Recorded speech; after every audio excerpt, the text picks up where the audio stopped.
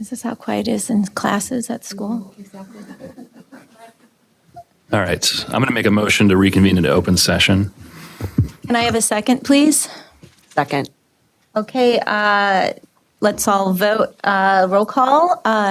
Stephanie? Aye. Susan? Aye. Janice? Aye. Philip? Aye. Rochelle? Aye. Ayes have it. Motion moves. We will reconvene in open session. Tonight we have a... Have an order of business change. Oh, too. yes. Yep. Thank you for that. I'm going to make a motion to table agenda item J2 because further discussion is needed. We'll bring that to a future meeting. Okay, can I have a second for that, please? Second. Okay, all in favor via voice vote, say aye. Aye. Aye. Aye, all opposed? Okay, motion carries. And so we'll just remove that, and then now we can start with our celebration. So we have MG21 here. Hey, Oh, Rochelle. I'm sorry. I'll move approval I'm of seeing these the... guys in front of me. I'm ready to see them. Yeah, I need a motion for approving the consent agenda as presented. So moved. Second? Second. Okay, thank you, Janice. All in favor, voice vote, say aye. Aye. Opposed? Ayes have it, motion carries. Okay, now we get to have MG21 folks here. Rochelle, can we move public comment? We already have the MG21 folks sitting up at the front. I know we were going to change it. Elizabeth is going, I forgot to call on her for vote. Oh, she did say aye. Good. So we're going to let them go. I'm sorry we won't get you on to watch the public comments, but we'll see if we can at least have you see a few. Okay, you guys get the lead here.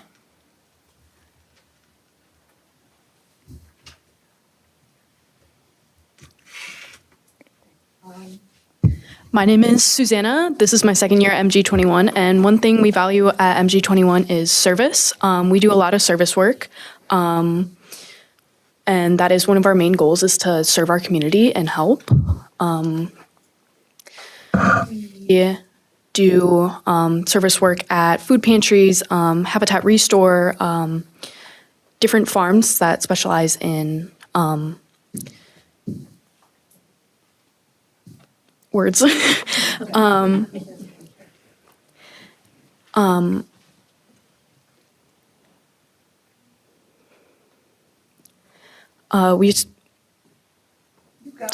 Yeah, you're doing great. There's a lot of people here. People in here. We help out at farms that specialize in growing foods for food pantries and people in need. The middle campus also does some work with the school forest, helping in like creating trails and different stuff like that.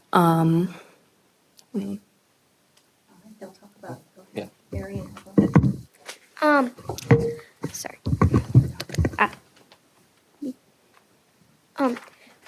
I don't know who's flipping the size, but could you please go back one? Thank you. Middle Campus partnership with Cottage Grove School Forest. We do a partnership with Cottage Grove to help restore and improve the school forest there.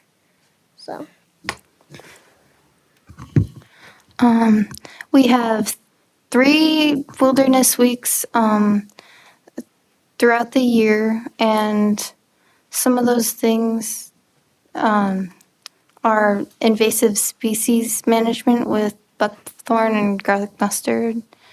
And then we also do repairs on like the picnic tables and the amphitheater.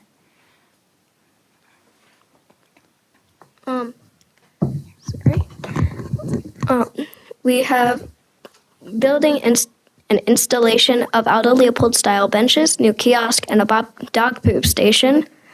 We also do trail maintenance, and we've done maple syrup tapping.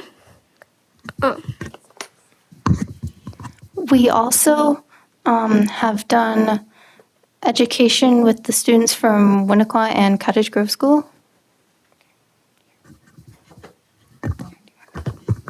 This is a picture of us painting the picnic benches, just kind of repairing them. And then on the left is some students tapping trees for maple syrup.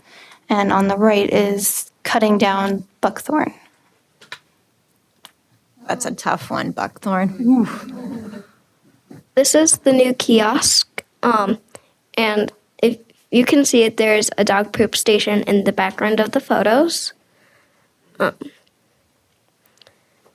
then this is our middle campus local community service, also known as the Do Good Club. We go to food pantries and we help them out. We went to one yesterday during the first hour of school, and we opened up like packages of food, and then we packaged them into different boxes.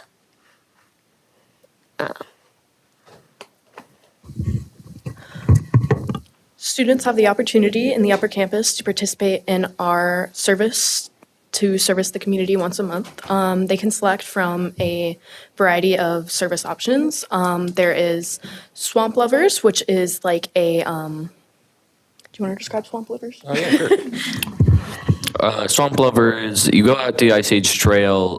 There's lots of things you can do. The thing we do every once a year, it was a whole school thing where we all got into the big field on the picture. I think it's the same field. And we do invasive seeds. So we just go around, gather seeds, put them in bags, go around, do stuff. We've also trimmed buckthorn there a lot like what the middle campus does at the school forest. Sometimes we like after if it gets like a really big storm and the trails get messed up, we like re-smooth the trails. Those are the major ones that we do on the Ice Age Trail. Here's some pictures. I think on the left is clearing up like the sticks and branches off the trail, and then on the right is just directly removing them and cutting them up into smaller pieces for easy carrying. Then also on the left again, that's the trail smoothing. Yeah, I'm pretty sure we have that picture in the hallway. Pretty cool. And then on the right is some people chopping up buckthorn, I'm assuming. Oh yeah, I'm in this one. And then Second Harvest Food Pantry is a food pantry that specializes in helping and distributing like packaged goods to families in need. This is my personal favorite. The staff there is really nice, and I personally really like Second Harvest Food Pantry because it has helped me build my work ethic and really like push me to work more.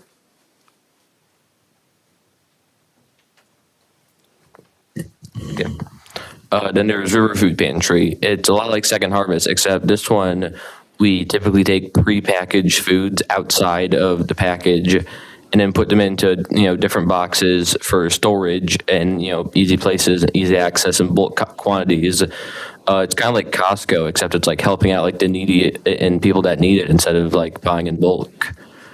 That's the closest analogy I could get. And then at Habitat Restore, they help clean up the store, organize, and I believe take in like organized stuff that's been donated. Habitat Restore is useful for like, it's like a thrift store. Yeah. So Forward Gardens, Food Pantry Gardens, that's me harvesting potatoes. We have also gone into the cornfields and harvested corn. We have fed the chickens with food that we probably wouldn't hand out to families and stuff. And then we have also harvested, what was it? Tomatoes and cherry tomatoes specifically, and moved a bunch of pumpkins. I remember that. We moved a whole lot of pumpkins.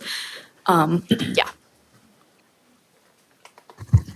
This one is one of the few that I don't have personal experience with, but I heard about it and it was apparently really cool. So so our senior class goes down to Pine Ridge in Dakota for a week, and they do cool stuff that helps out. I'm pretty sure it's a state park that it's Pine Ridge, and they go around trimming up the trails.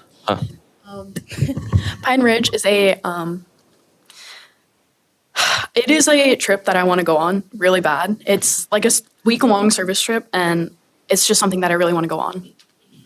Yeah. Oh, okay, cool. I'm pretty sure I already mentioned this one. It's the annual seed collecting. We go out, take the seeds. I kind of well, if I'm being honest, I forgot that Rebecca had this one on the side. Rebecca has not done anything wrong. She's amazing. This is all my bad. So I already kind of talked about this, but yeah, it's really cool. We have lunch next to this giant barn full of construction machinery, and every year the teachers have to tell the kids not to go on the giant construction machinery. Don't know why. It could be any reason.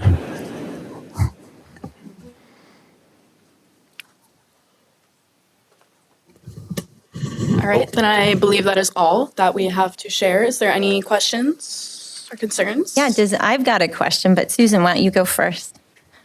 First of all, my question is, do you want to tell everybody how fabulous your maple syrup is? Oh, yeah. And by the way, if you don't get there early, you don't get any. I think I remember seeing you. Every I year. remember you. One time I was there. Begging. Yeah, and you were there, and you're like, hey, sorry I'm a bit late. Do you guys have any maple syrup left? And you were like, oh, sorry, we're all sold out. I know. And I was Sorry. crushed. I was absolutely crushed. And then the other thing, and you may not have the date, but I'm sure Rebecca does, but I would love to have you invite the board to your graduation. It is the most, I've been going for over 10 years, and it is the most incredible experience of my life. And I wouldn't miss that for the world. Thank you, Janice. Questions. One, I heard about your favorite activity, but everybody else, like do you have a favorite activity? And it's okay if you don't, because they're all cool. Thank you. My favorite activity isn't exactly like repairing the forest, but it is really cool. Like looking for bones in the school forest is super cool. A few students have found skulls, like deer skulls, and I think it's really cool. Otherwise, I love tapping maple syrup. It's really fun. So, here. I love going to the food pantry and sorting all the canned goods and yeah. I'm in the same boat as these two. I'm also a big food pantry fan. They always put on some pretty good music. We've done a lot of things. Last year there was I don't want to get too into it, but we did corn. A lot of corn. Every time we went there, we did corn. It was really cool. It kind of got old after a bit, but it was still really cool. I'll elaborate more on that. So there was a big tub of frozen corn that we had to break up and package into smaller bags to hand out to families. Yeah. That's cool. And then second question, when does this maple syrup happen? I will let them go with that. I'm not quite sure. That would be a question for Rebecca or Stacy. I don't think we have a specific date yet, but again, that would not be a question for me. Hey, yeah. So I get to hear a lot about invasive species because you spend a ton of time working on that. So what can the average person do to help with this problem? Ideas? So the average person, let's just say this average person has, like a forest nearby or something that they can get or a service they can get easily in contact with. If you just go up, give them a call, I'm pretty sure they'd be happy to help. You could go out there, get some like pliers or whatever they're called, shears. I forgot the technical term. and go out and just cut down or take out some invasive species. Even doing it in your backyard could help if you notice if you have a forest in your backyard or something, or any form of big dense plant life area. Just looking around, seeing what you can take care of, it would probably help. Is there anything that most of us do in our yards that we shouldn't be doing that are contributing? Not to my knowledge, no. I mean, slightly fun fact, whenever you cut grass, the smell it makes is the grass saying, hey, look out, there's a predator nearby, don't come near us. So, yeah. Nice.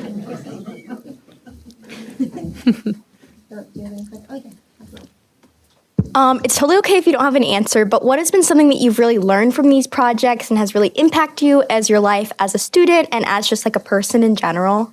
It has greatly affected my work ethic in a positive way. It showed me why I want to work, why I want to help people, and people who may not have the privileges as me be able to do this.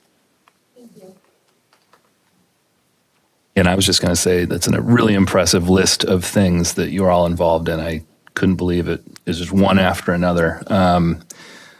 And I'm also just really impressed that y'all came and gave this presentation in front of a full house, which makes it a little bit more, a little more bit more of a pressure cooker. So hats off to you for coming out and giving us this presentation.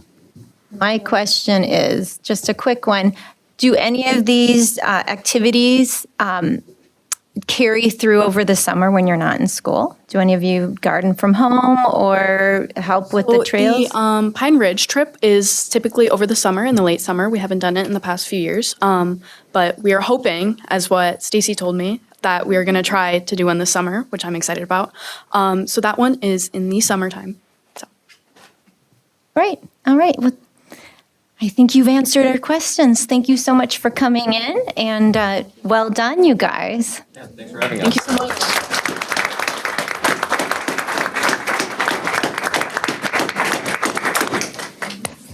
Thank you. Thank you so much. Yeah. Sweet. Grab an introduce of the chairs. All right. Perfect. All right. That's what I thought, since we didn't change at the beginning. Okay, we're going to move on to our student board report. Elsa, you ready to take us away? Yeah. So I guess there's not a ton of stuff to touch on for this month with winter break and everything. We kind of cut 2 weeks out of our cycle here. So there's not as much club and activity stuff, but I still want to share a few things. So next week, Monona Grove High School, we have our first semester finals coming up. And because this can be a really typically stressful time for students, the Monona Grove Student Council have prepared some resources and treats to boost student morale. So student council members have worked with the AV club to film study tip videos that will be available to students. They will also be handing out donuts, which is a surprise, so don't tell anybody, and snack bags as a little extra treat during testing weeks to kind of get students ready and excited to be there, even if it's a little bit more of a stressful time with the tests. Then for our student organizations, last weekend, MG DECA had their districts competition with 10 competitors qualifying for state, so congrats to them. Their officers also went shopping for families at the Goodman Center with the funds from their Santa costume competition, assisting members of the community, so that was some great community outreach. MG Model UN, a lot of our members have been preparing for the upcoming trip to Utman in Toronto at the end of January, so that is very exciting. Show choir, band, and crew have been working very tirelessly in these last few weeks to prepare for their first competition, which is coming up this weekend, so they're very excited. MG Musical has just started. Their 2026 production is The Little Mermaid, so they've just begun rehearsals for that and are very, very excited to get that up and running. The Ski and Snowboard Club, while the weather has been a little bit dreary, have still been making the most of it, and they most recently visited Devil's Head this past Friday. And then actually a new club at Monona Grove, created in the last semester, is Monona Grove Meals Matter. So this is a student-run club at Monona Grove, which they have been holding a bunch of food drives this fall, which their most recent they received 700 pounds of food and they raised $232. All of these earnings and proceeds go straight back into feeding the community. So that is an amazing passion project where students can kind of work on that. So yeah, those are some happenings at Monona Grove at the end of December and into January. Thank you. All right, we're going to move forward with our public appearances. We have a number of them, so thank you all for coming. And we do have 5 minutes per speaker, and I will give you a nod when we get to the last minute. So hopefully we can stay on schedule. We've got our first speaker is Megan Cyberich, and I'm really sorry with names. Welcome.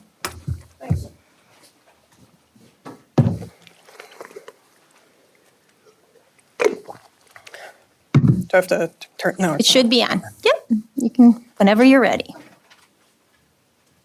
I'm Megan Sabar, and I'm a resident of Monona and have a child at Winnequa.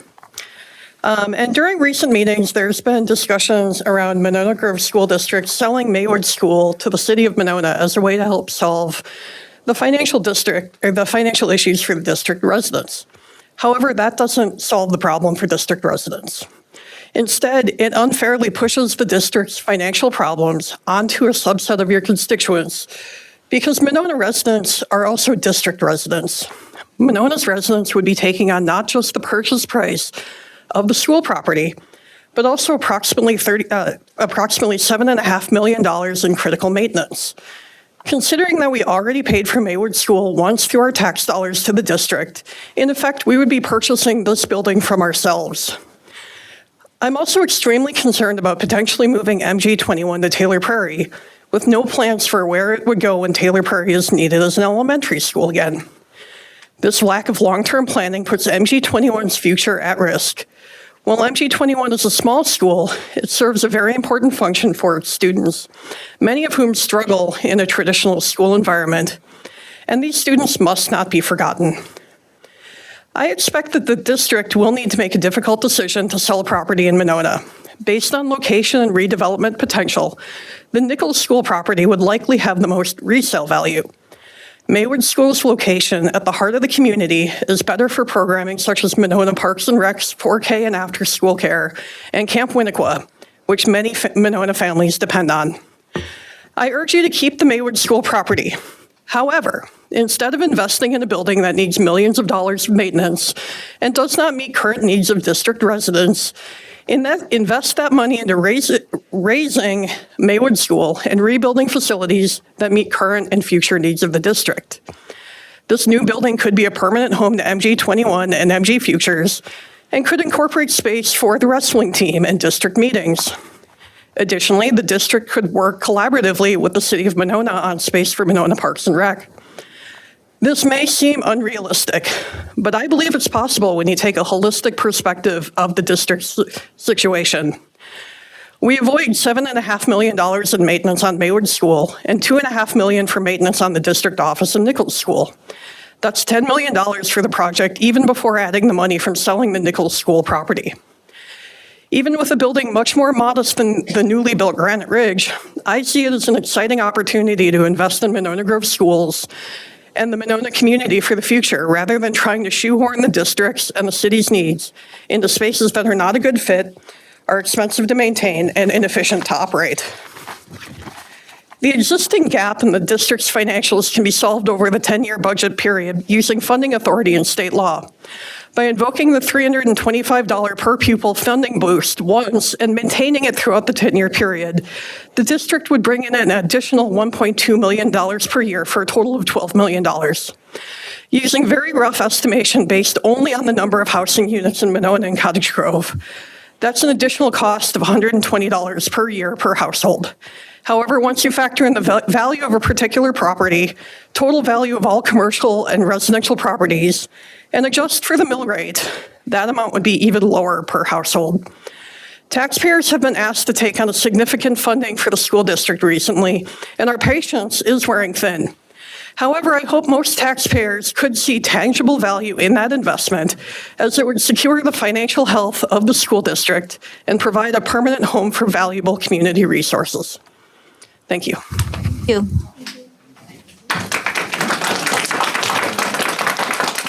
Okay, the next speaker is Casey Erlinson.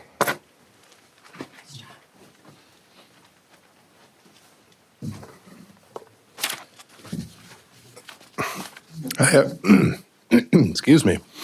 Hi, everyone. Good evening. I am Casey Erlinson. I'm a resident of Cottage Grove. I have 2 young children, one of whom will be starting kindergarten this fall in the district. I wanted to thank you all for the difficult work you're doing to address the several $1 million in debt, a situation that doesn't have any easy answers. I appreciate that you've prioritized protecting teachers and preserving student programs. Selling buildings that require major costly renovations is a far better choice than reducing teacher or staff pay or cutting programs that directly support our kids' learning and well-being. I'm running for Cottage Grove Village Board this spring, so I've been speaking with many neighbors about fiscal responsibility, both in Cottage Grove and in the district as a whole. And so I've been really glad to see that so far you've taken a data-driven approach to this problem. Accounting for the projected growth of the student population and the actual student capacities of every building means that you're looking at the district as a whole, not just Cottage Grove or Monona individually. The size of this debt and its immediate nature means that the solution has to be equally significant.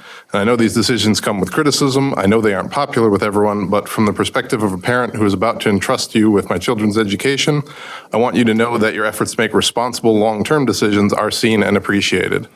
Thank you for doing your best under these difficult circumstances and for keeping students and teachers at the center of these conversations. Thank you. Thank you.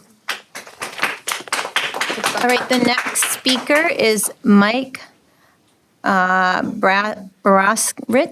Oh, I totally butchered your name. I'm so sorry.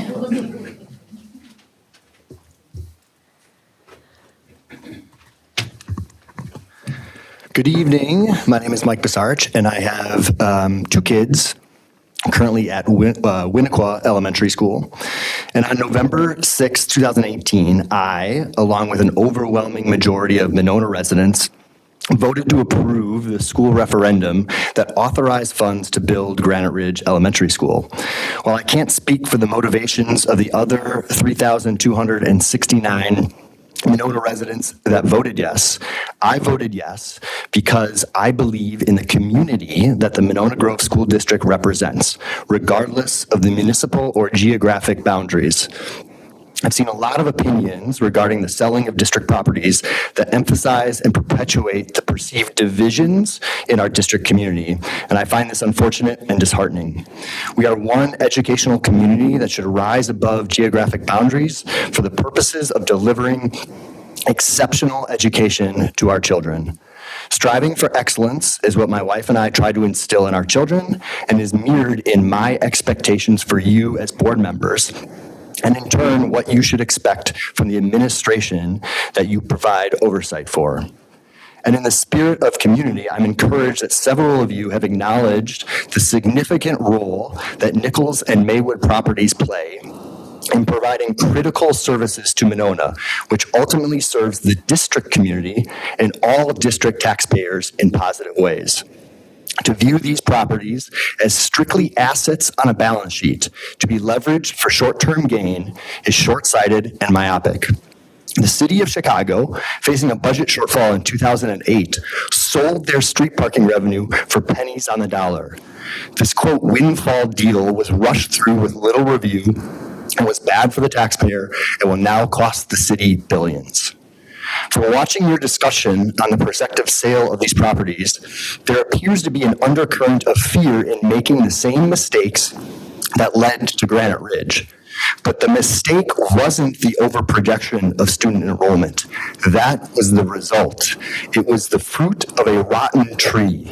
The mistake was either bad or incomplete data and or the poor analysis of that potentially bad data. Your job is to fix the tree.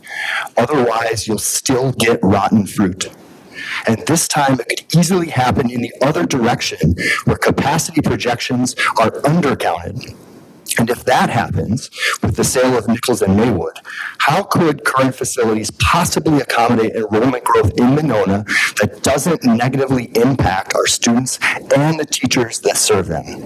I urge you not to hastily decide the disposition of these properties and undermine future students both in Monona and our district community. And finally, I want to speak candidly about the board's discussion with administration and staff about the recent scores on the DPI report card. I was incredulous watching many of you enthusiastically support the Glacial Drumlin administration in achieving another mediocre score.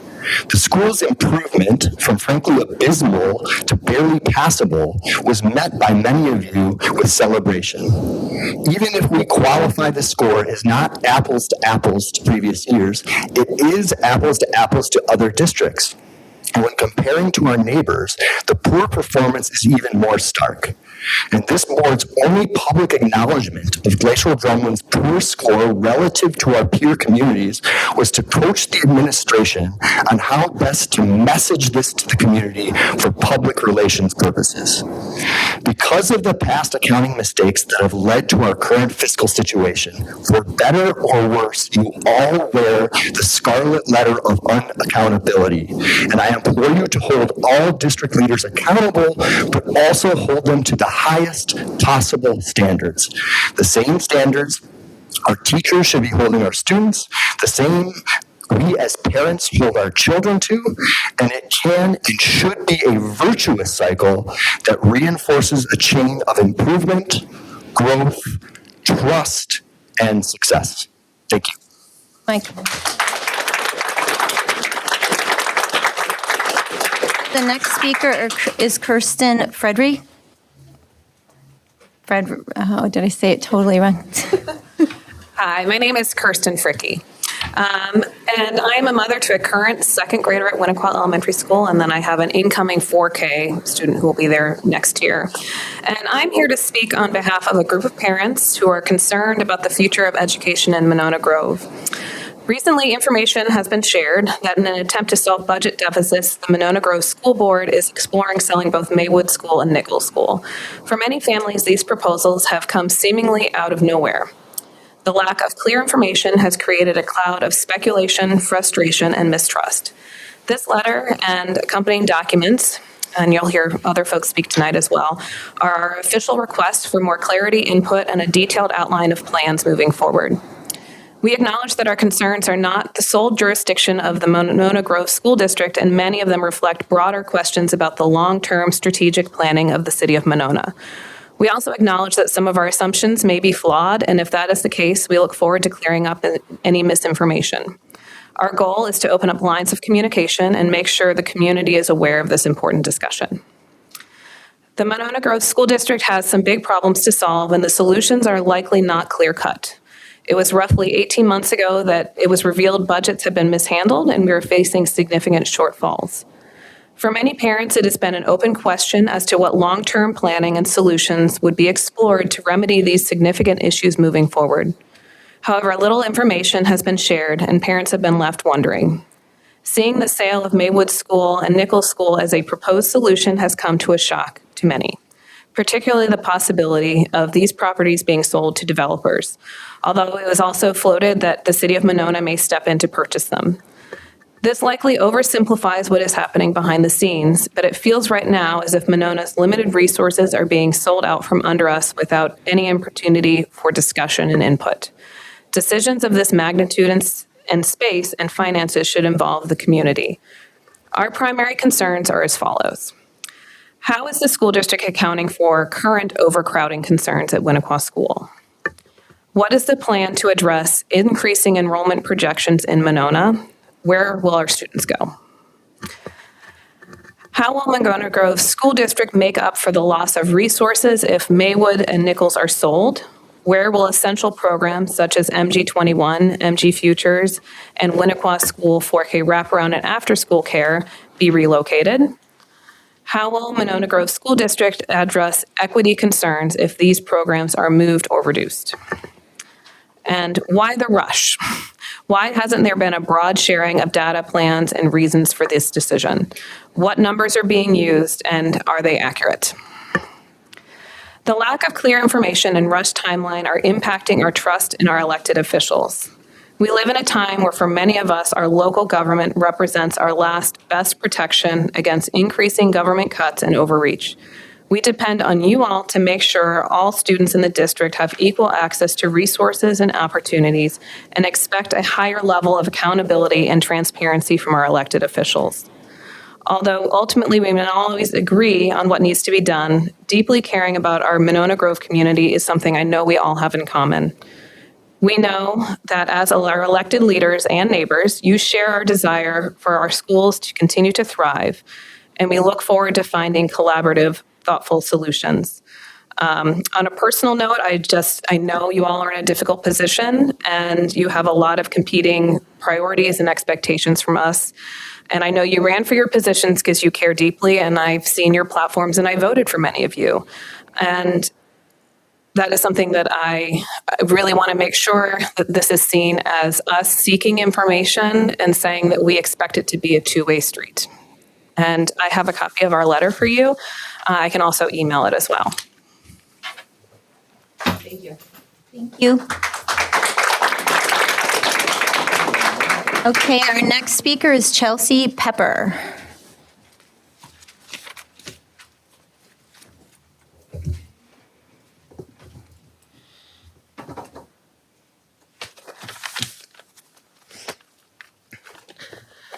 Good evening. My name is Chelsea Williams Pepper. I grew up here in Monona, and I attended Monona Grove schools from elementary through high school. My parents also grew up in Monona and attended these same schools. And now I have my own family here, and my child currently attends Winnequa. I'm here tonight speaking not in opposition, but out of genuine concern and care for the future of Monona Grove. I want to start by saying that I support the board's long-term goal of maintaining and improving our school facilities, and I appreciate the effort that has gone into developing a 10-year capital plan to invest in our schools. However, I'm deeply concerned about proposals that involve selling Nichols School and Maywood School and potentially relocating MG21 and MG Futures out of Monona. Nichols School is not just another building. It is a historic landmark in Monona. Once a historic school like Nichols is sold, it cannot be replaced.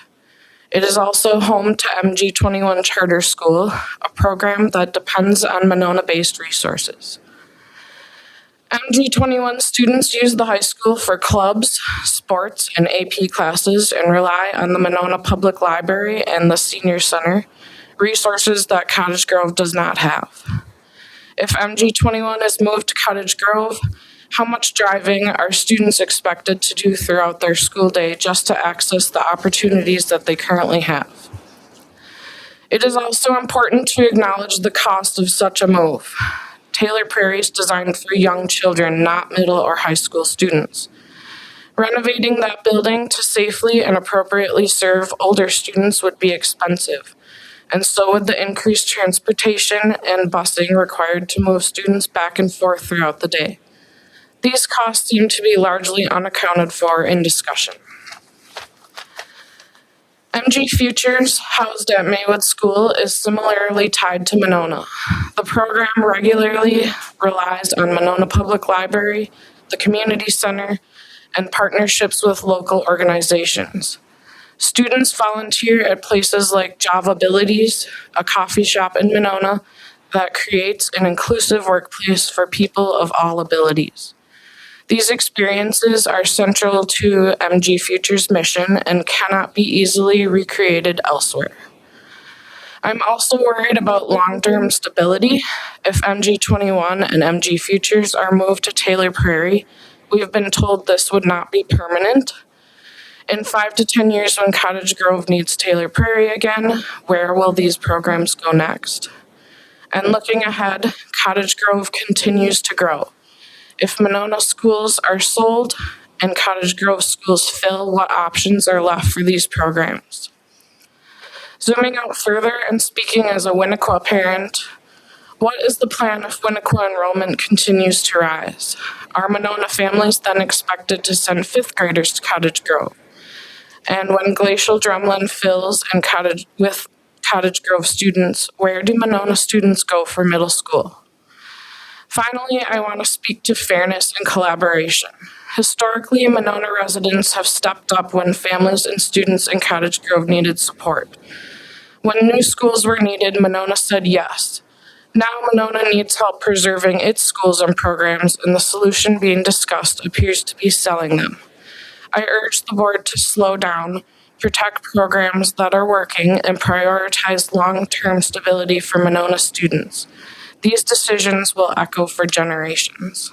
Thank you for your time. Thank you. Speaker is Rachel Whaley.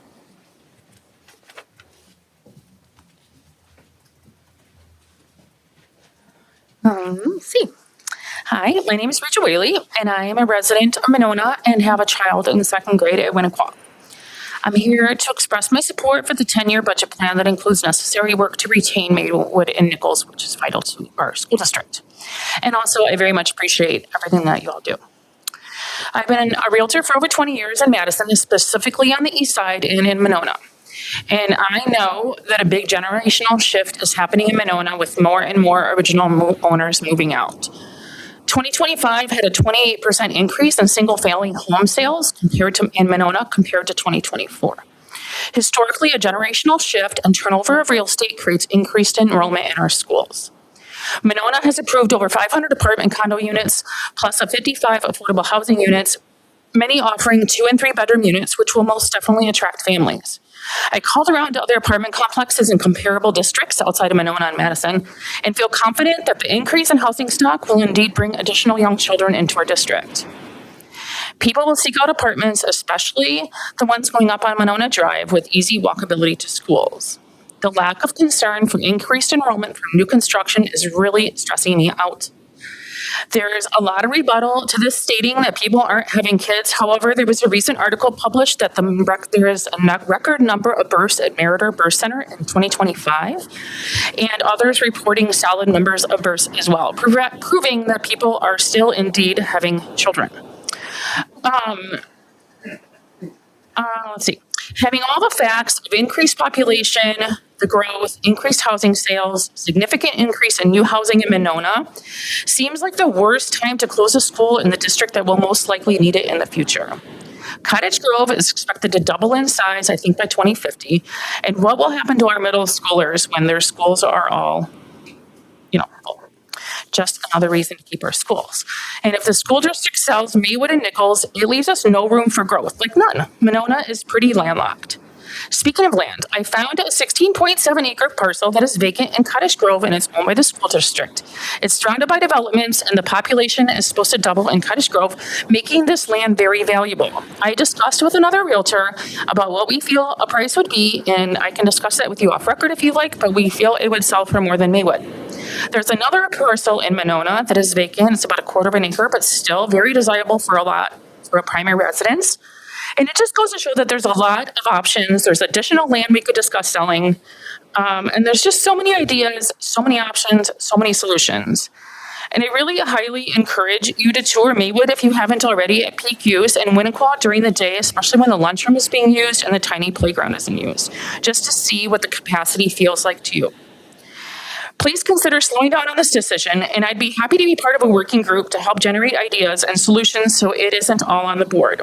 I think working together is important in order to create a plan for population growth, which seems clutch. Thank you for your time and for all that you do. Thank you. Megan Jenkins Morel, did I say Morels? No. Good evening. My name is Megan Jenkins Morales, and I'm a Monona Grove parent.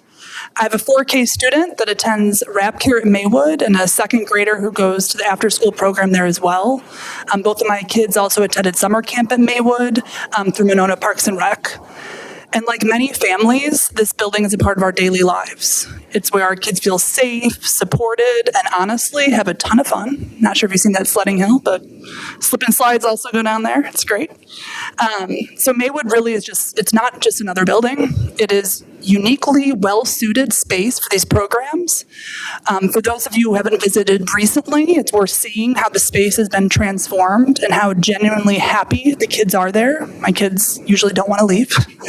I know there's parents here too from Parks and Rec who echo these statements. Maywood is also the reason these programs are finally able to meet the real needs of Monona families. Since relocating to Maywood, the after-school and wrap care programs have reached the highest enrollment in their history. Today, 121 children attend the after-school program, 28 4-year-olds are enrolled in the 4K wrap care, and before Maywood, after-school care was capped at just 53 kids, and families routinely sat on long wait lists. The impact on summer programming has also been substantial. Before Maywood, summer camp could only serve about 56 kids, and last summer, almost 200 kids attended camp. As a working parent, it's a huge relief to know that these programs can finally meet demand and that families like mine aren't scrambling on wait lists for this essential care. So I recently learned that the district owns Maywood and leases it to Parks and Rec, and that the district is now considering selling it. And what's deeply concerning to me and to many parents I've spoken with is there does not appear to be a clear, realistic plan to how the district will continue to meet the 4K wrap care and after-school needs of Monona students if Maywood is sold. From my understanding, Cottage Grove families benefit from wrap care and after-school programming provided by 5 full-time staff, including 2 licensed teachers, happening directly in their school buildings, which I think is absolutely fantastic. And the reality is that many Monona families rely on Maywood and NPR to meet these needs, which is also fantastic. So it's just concerning to me that selling Maywood without a clear plan would also create this gap between our 2 communities as well. And it's important to remember that these programs are not extras. They're really essential infrastructure that allow parents to work, that support our kids emotionally and socially, and that really strengthen our community. So I'm really asking us to slow down, have transparency, collaborate, and ensure that before the decision is made to sell Maywood, that there's really a concrete and viable plan for how Monona Grove families will continue to be served with the same capacity, quality, and accessibility that we have now. So thanks again for your time and all of your hard work supporting our schools and families. Caitlyn Roa is next.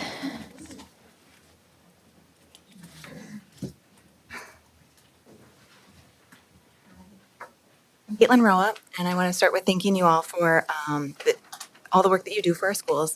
And I know this is a challenging time, and I appreciate your commitment to finding equitable solutions for our combined communities and solutions that do not negatively impact the educational needs of our children. I want to focus on Winnequa site capacity and why increasing enrollment there while selling Maywood creates real safety, equity, and long-term planning concerns. My first question that I would like you to consider is there equity across all of the elementary schools in Monona Grove? Winnequa currently serves about 600 students on a 7.3 acre site, according to widely used. Should I go a little closer? Sorry. All right, so I'll just start again. Winnequa currently serves about 600 students on a 7.3 acre site, according to widely used school planning standards. A school of this size would typically require at least 16 acres. While Wisconsin doesn't mandate minimum acreage, these standards and capacity limits exist for a reason. To safely manage traffic, provide outdoor learning space, and allow flexibility for future needs. The board's goal of increasing enrollment to 719 students without expanding the site would reduce space per student by another 17%, further increasing congestion and safety risks during arrival and dismissal, not to mention the difficulty in managing behavior in an overcrowded building. When we compare Winnequa to other elementary schools in the district, the disparity is striking. Winnequa already operates at 82 students per acre, Cottage Grove serves 19 students per acre, Taylor Prairie serves 22, and Granite Ridge 17. That means that Winnequa students experience more than 3 times site density of their peers elsewhere in the district. And this inequity remains even under the board's stated capacity goals. 3 Cottage Grove schools average about 59% capacity, and Winnequa is at 88% capacity, and I guess I just don't understand how that's equitable. The proposed enrollment goal would make Winnequa the largest public elementary school in the county on the smallest site, with no room to expand. So again, this district is two communities equitably combining, and I urge you to ask yourself, is this disparity equitable? And this is where Maywood matters. Maywood is in a landlocked community. Once it's sold, it's gone forever. It represents flexibility, the ability to relieve overcrowding, to rebalance enrollment, and plan responsibly for future growth. Selling it now limits our options, increases long-term costs, and locks Monona students into permanently higher density conditions than the rest of the district. Short-term financial fixes should not create long-term inequity for students and foreclose future solutions. I'm asking the board to pause, preserve Maywood, and reconsider increasing enrollment at Winnequa beyond what the site and building can safely and equitably support. I know we're in a budget deficit. I urge you to consider solutions that do not solely impact the Monona students, families, and community. Selling Maywood would further contribute to the inequity among our district. Thank you for your time. Thank you.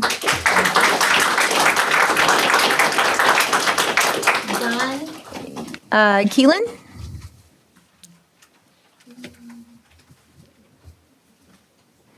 Kind of old school here. My name's Don Keeler. I've lived in the community about 36, 37 years with my wife. My wife has been a school teacher here for about 38 years. And we have a bunch of school teachers right here, too. They're here tonight that we're friends of. I just want to say a lot of good things have been said tonight already about the schools and the districts and everything else. But having lived here 36, 37 years, the community, the schools are the community. It's the most important thing there is. I had 3 kids, raised them all high honor roll, all did well. 2 of my children decided to stay here in Monona. They each have a couple of children with their wives. And we want them to have the same dreams that those grandkids have, that their parents had. It is part of the community. We just simply can't get rid of Maywood and Nichols. It is a very, very valuable piece of the community. When you think about the location, where it is, look at Winnequa, look at Maywood, look at Nichols, look where the library is, look at the parks that we got around there, look at where the police station is. You would have to go a long ways to find a place like that with all those things so close by for the children. And as we get older, and we all will one day, I'm probably one of the oldest ones here, but I also look forward to having the schools here as we get older and we have our grandchildren.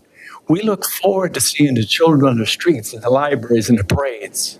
It's very, very important. I got to read some of my notes here. Make sure I'm not missing anything. Okay, there's a lot of fine people in Cottage Grove. We've been friends with them. Our children have been friends with those kids. A lot of fine people.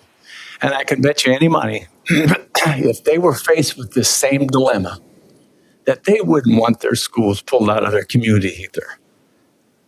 I really think they would honestly want to do what we would like to do. Keep the schools. That's why we moved here.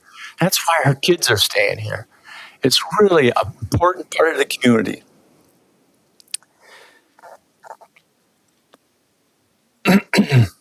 So once again, I want to thank the board for all your time on this. And I just want to say something that Charles Dickinson once said. When he read a lot of books, he says, what the Sam Dickens is going on?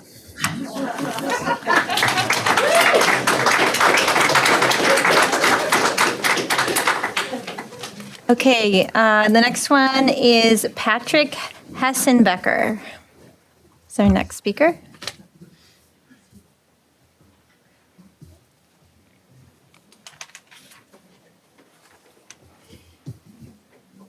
Am I in the right position for the mic? Do we have this? Hi. So, reading the news out of Minneapolis has restored a bit of my perspective on some of the debates that we're having here.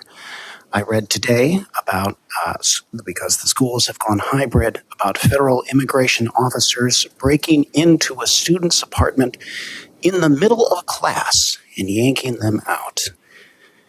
And I thought it reminded me, first of all, that at the end of the day, everyone here in this room shared the values of public education and a commitment to public schools as a core institution in a democratic society. In that spirit of thinking about how best to further and develop those goals, mostly I'm just going to be agreeing with points other people have said. They put things in a number of people have given you kind of the data that I think would be useful. I will offer a mildly amusing anecdote.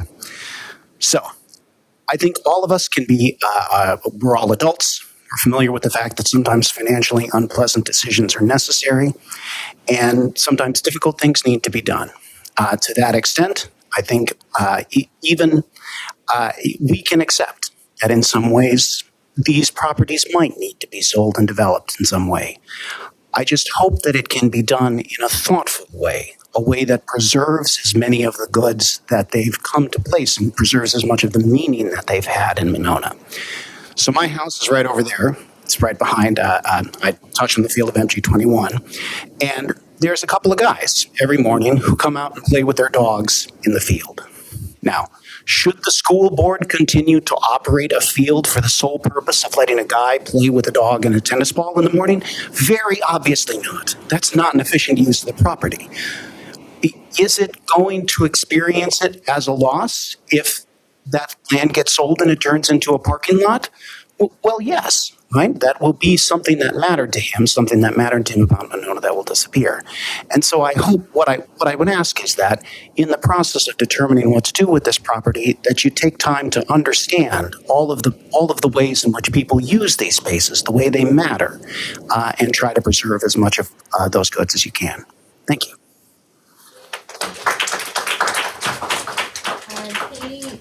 Roa?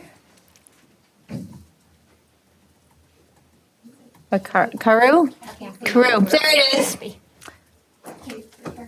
I'm sorry. You're up. You're up.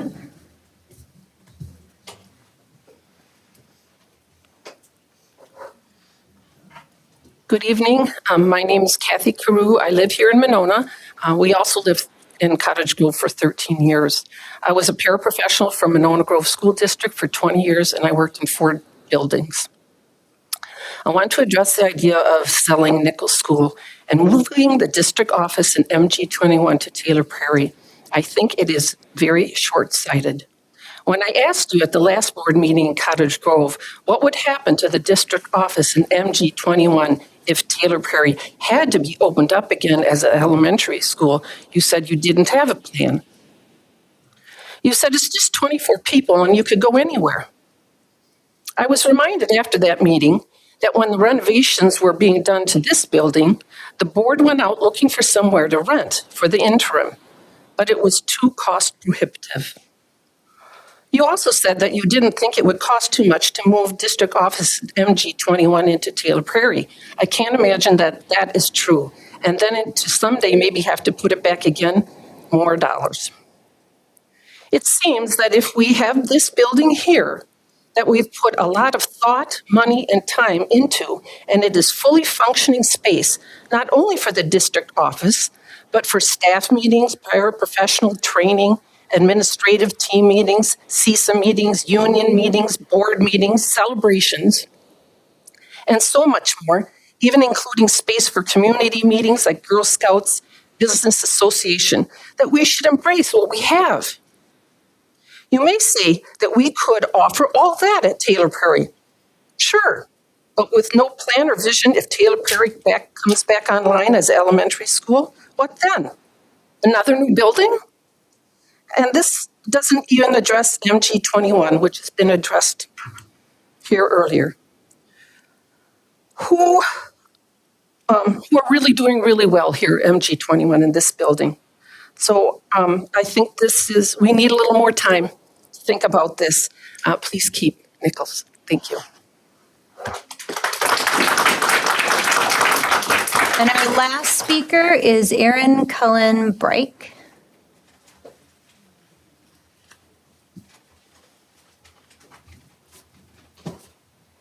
That's my wife. Oh. I'm Ben. First of all, I wanted to start out by thanking the board. I had emailed you all back in November about this topic, and most of you responded. So thank you for that. They were very thoughtful responses.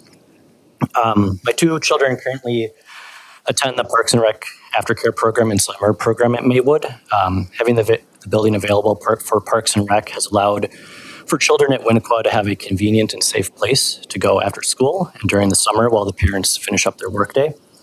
Additionally, by using the building, it allows for more students to attend without an attendance cap, and parents don't need to go through the hectic lottery process, hoping that their kids will be chosen to attend the program. The existence of the 4K RAP program at Maywood, which started in 2024, also allowed for my youngest daughter to start 4K at Winnequa and be better prepared for kindergarten. She had emotional issues at her previous daycare, and the 4K RAP teachers were wonderful with teaching her how to handle those emotions and get ready for kindergarten. 4K RAP did not exist when my eldest daughter was able to go to 4K, so we couldn't attend the 4K RAP at Maywood. I needed to drive to preschool in a different city, which left her less prepared for Winnequa's school program. During her kindergarten first grade years, she also attended a different aftercare program that paled in comparison to the aftercare program at Maywood. Having different classrooms at the building for different ages has worked incredibly well for her development and happiness. And it's also given local young people a place to work and learn how to interact with children if they want to go into the teaching program. I also view this from my professional experience as a senior planner for the county, and I see in the City of Monona comprehensive plan that this parcel is an institution and governmental property in its comp plan. For that reason, it seems like the parcel should continue as that designation, either as a school or government-owned property. I don't really have strong opinions on the ownership of Maywood itself, but I do implore the school board and city to continue to work together to come up with a solution for a lease or ownership of the building. Again, the current arrangement has been wonderful for students, parents, and the community. So thank you.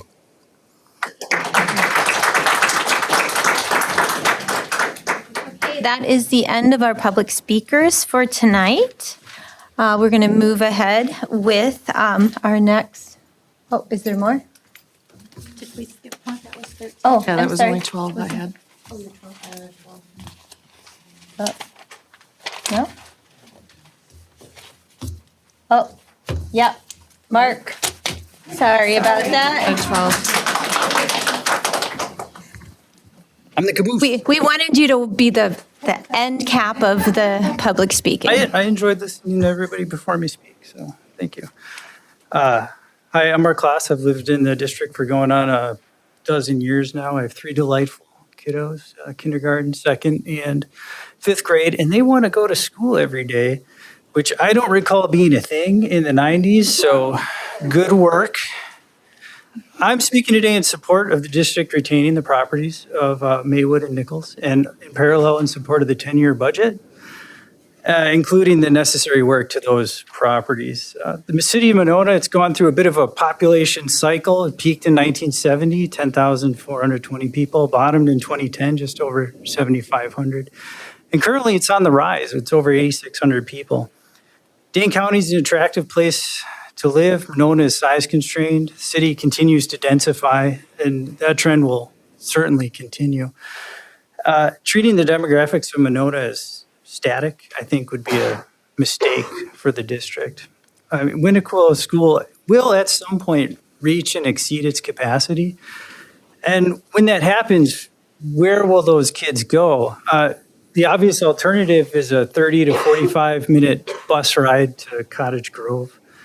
For the older students, do we ship fifth graders, fourth graders on a 45-minute bus ride? Personally, I'm in favor of more local community schools. School with 7 acres within walking distance, I think, provides a better experience than 50 acres a long commute away. Being close to school enriches the whole experience for the children, and I think they deserve that. As a community, we strive to provide not an adequate or good experience, educational experience, but the best possible.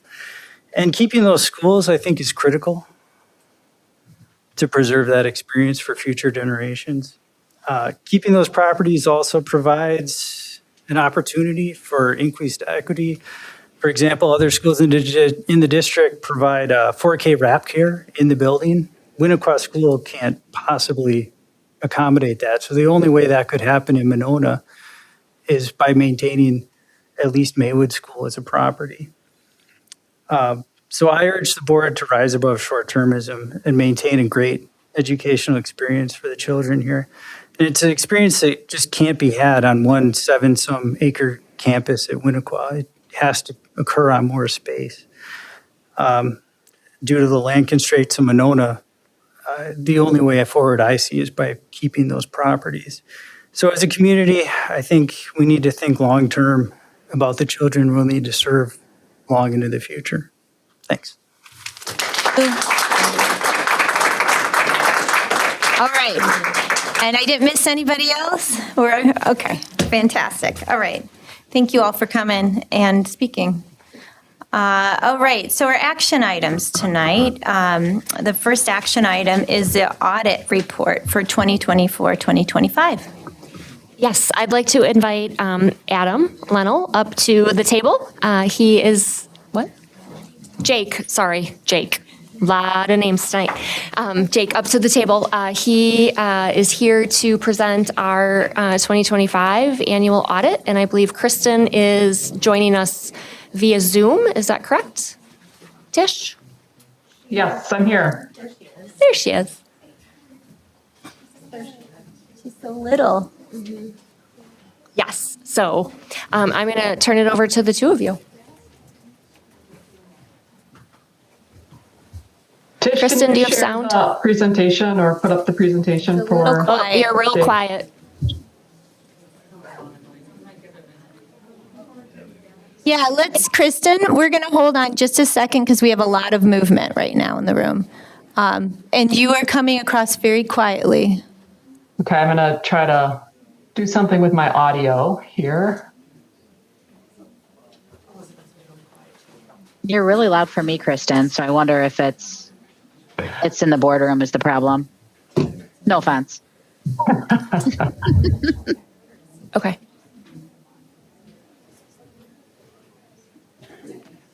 Is this a little better? Let me do that. I'm just getting lots of phone calls from home right now. Can I just go make sure everything's Okay.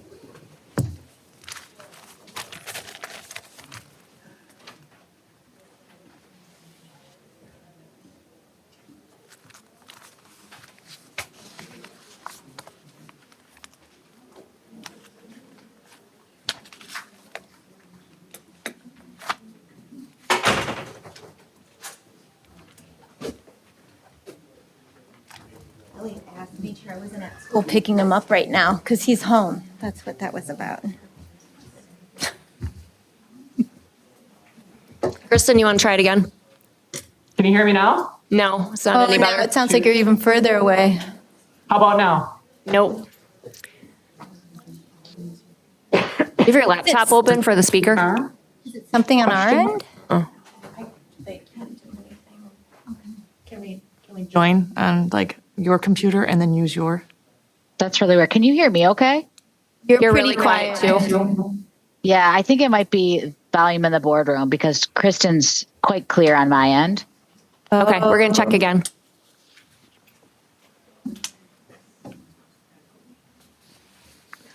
Try now.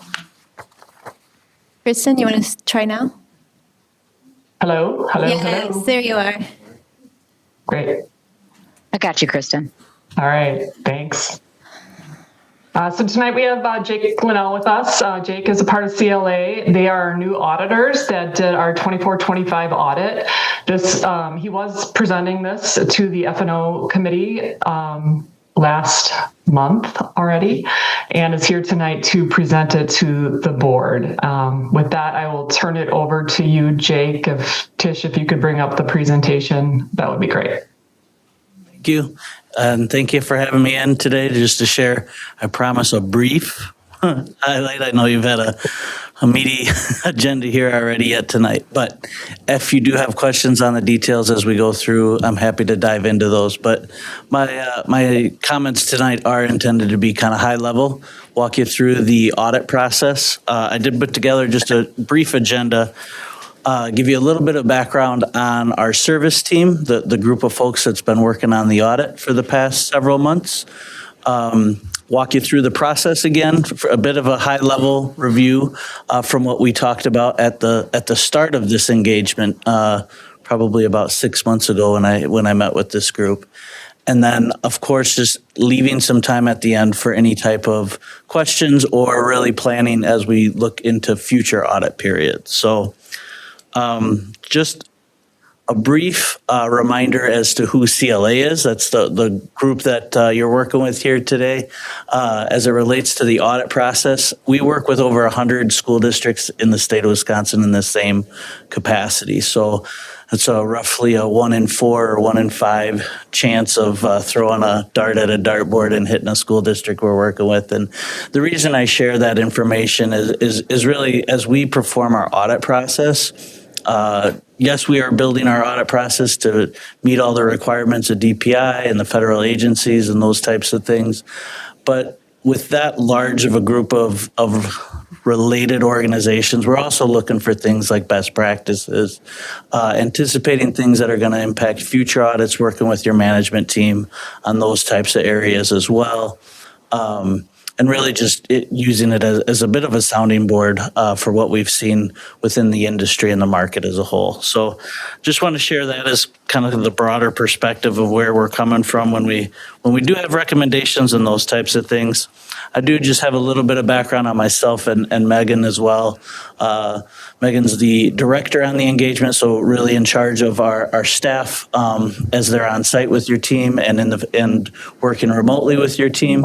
And then my role in overall review of the audit process is really ensuring that we've done enough work to be able to issue the opinions that accompany the financial statement. So I'll cover the results of those in a moment. But both Megan and I focus in the SLG space or the state and local government space, in particular with school districts. That's really our bread and butter. It's not something we do part-time or on the side. This is the work that we work throughout the year. So just know that perspective is behind some of these recommendations as well. I did just want to mention briefly the audit process, and I know we talked through this at a little bit of a high level during the planning stages of the audit, but just really want to focus on a couple of things as we begin the audit process, and we're focused on significant account balances, classes of transactions. We're really identifying the risks of financial information being reported incorrectly within the financial statements, and then designing tests around that to see, is there controls in place to show data properly? Is the financial data appropriately stated? Is it appropriately supported by the underlying data and support? So we're performing those tests around those significant account balances. It's not a test of every transaction that goes through your system throughout the year. But we do focus in those risky areas to help to develop those tests. And then based on the results of our testing, we'll continue to adjust our audit plan accordingly. So we're doing that work at the end of the day to be able to issue our audit opinion, as well as the letters that accompany that. And just want to share at a high level what those audit results were. I'll jump into the audit opinions first. So you'll see the report on the basic financial statements. So this really covers the financial activity rolling through the financial statements during the period ended June 30, 2025. The opinion that's included in that financial statement is an unmodified opinion, what's commonly referred to as a clean opinion. So that's the highest level of assurance that we as your third-party auditors can provide you that those financial statements are appropriately stated, that the management team has support for the balances that have been reported, and they're in accordance with what the expectations are from the DPI, the federal agencies, and the overall governmental accounting standards board. So that's kind of check mark number one along the way with the audit process. In addition to that audit report, we also issued the report on internal controls over your financial reporting process. And within that report, you'll note that we have two items that we found that we had recommendations related to. One is really quite typical for districts your size, and that's the preparation of the annual financial report. We, as your auditors, are involved in that process. We take the financial information that your district has pulled together through the year, and through assigning all of that information to the appropriate financial statement categories within the presentation of the financial statements, we are involved in preparation of that final document. So we make you aware of that. And in addition to that preparation process, as part of the close process and as part of our audit process, there are a number of entries that were prepared to correct balances from previous years as well as the current year in terms of bringing all of that financial information into final close. So that overall kind of context is one recommendation that we're essentially more informing you of as it relates to our preparation of the financial report. But as it relates to the adjusting journal entries included within that, those are items that we will be working with your management team to transition to their close process prior to the start of our audit, so that you'll see that financial information earlier in the process, and it won't be as part of the final audit close process on a go-forward basis. So the other recommendation that we have is as it relates to segregation of duties, and really kind of inherent in the nature of your operations during 2025, balancing vacancies within various positions within the financial reporting structure. You really don't have a opportunity to segregate duties in an ideal situation, to the level of an ideal level of segregation of duties. So when one person is involved in preparing the information and then posting that information, we'd like to see that all of those steps kind of separated and have multiple eyes. So really, this is an awareness type recommendation as well, just to know that as essentially as Kristen's bringing this financial information to close in 2025, there was a pretty skeleton crew to be able to do that. And so as you're reviewing the financial information, you're reviewing it, and it's coming from principally one person preparing and compiling that information. So more of an awareness as well, and moving forward as you continue to fill and maintain positions, as well as receive support as needed outside through contracted help, that those segregation of duties matters can be mitigated through kind of stability within that finance area. So those are the two areas that I wanted to note as it relates to more, not so much the numbers themselves. The numbers themselves are correct as presented. It's the process in getting there, and just be aware that we had some healthy discussions with management around moving forward and planning for future years related to those areas. And then finally, the last report that will be issued as part of your audit process was just recently approved by the federal agencies in relation to the requirements that they are asking us to test. So typically those federal agencies will have approved the audit plan by May of any given year, and that drug out to about November of this year. So part of that was related to that 41-day shutdown. Essentially after federal agencies reopened, it was about 2 weeks before they issued that guidance. So we do now have the final guidance. We'll be working through the testing that's required for those federal and state grant programs with your team. Deadline for that is March 31st. So the plan we have right now will be well ahead of that. We'll likely complete that work within the month of January here as well.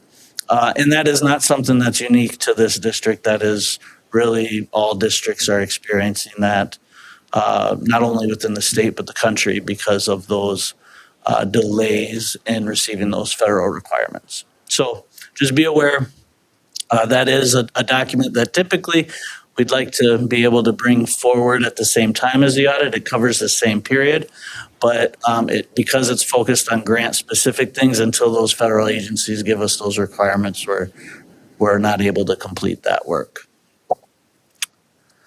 And then finally, the last document we have as a result of the audit process is our communication to governance. So this is really more just a letter describing the audit process itself. If we had any difficulties performing our procedures or things that we couldn't resolve with management, honestly, this wouldn't be the first time you'd be hearing about those things, but we would be required to bring those forward in a letter. So you see a lot of no's up here on this, and as it relates to audit, no news is generally good news. So you'll continue to see those no's. In addition to just kind of required audit disclosures, we also provide a list in detail of the adjustments that were both prepared by your management team as well as us as part of that audit close process. So when we begin that audit and we're still receiving updates from your team, we kind of capture all of that information so you're aware of those entries were being posted as part of the kind of audit close. And in addition to that, the one area where we had something new that we needed to resolve related to a new reporting requirement around accrued sick and vacation time. This wasn't unique to the district. This was true for every municipal reporter. The governmental accounting standard boards provided new guidance as to how to record that information and how to report disclosures around any type of liabilities for accrued sick and vacation. So we were able to implement that with your team as required, and as required for all school districts this year. There is flexibility in how you implement it, in that when it is a small impact, you don't have to go back and restate all the years before that. You can just get things trued up by the end of this year and be good.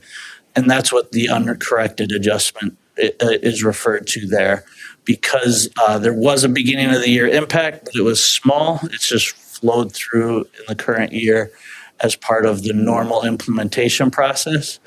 And we just make you aware that that was part of that true up process. So beyond that, really no unique items or significant estimates or anything along those lines where we really had to go outside the norm of a typical audit program for the school district. So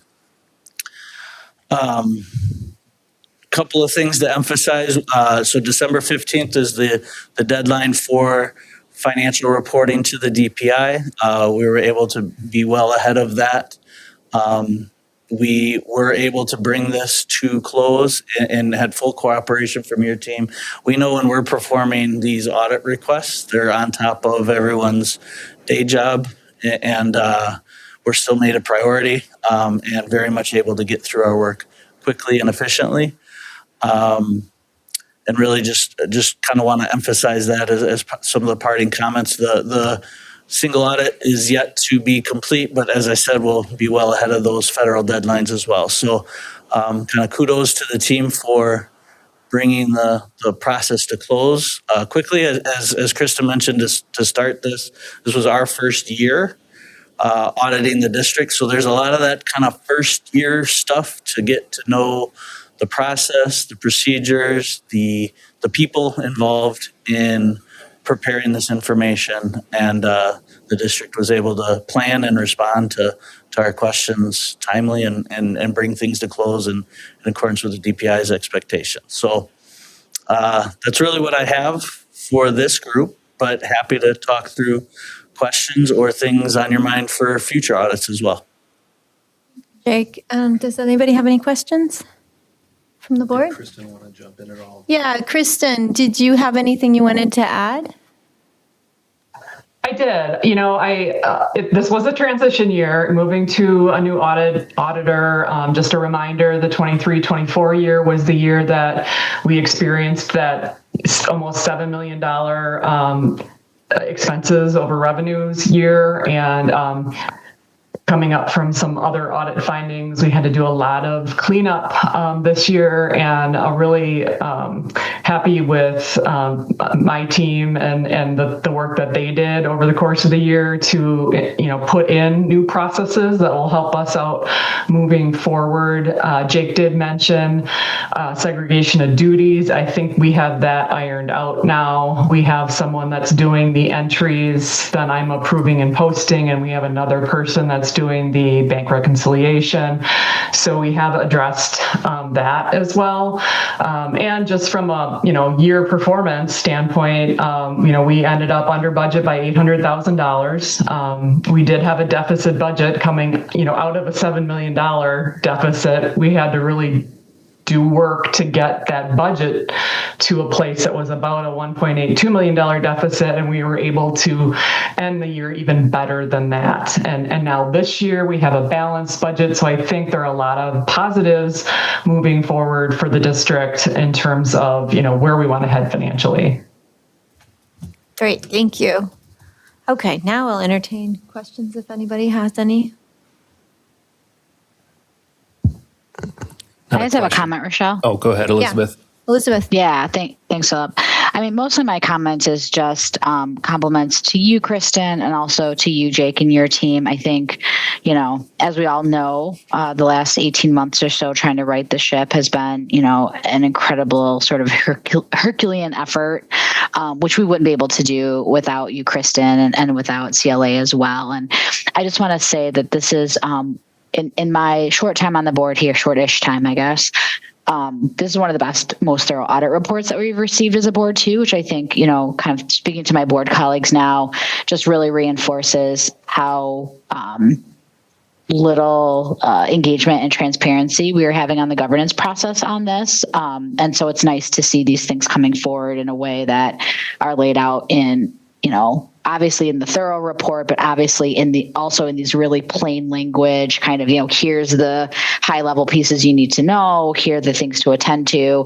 and also the interaction from a governance perspective between CLA and your team, Kristen, which not surprising that everyone got along well, but I think historically that has been some challenges with our previous auditor as well too. So it's really nice to see all of this cleaned up and buttoned up. And so I just wanted to say thank you for all of the work that you have done, and thank you to Jake and your team as well. Well said, Elizabeth. Yeah, Philip.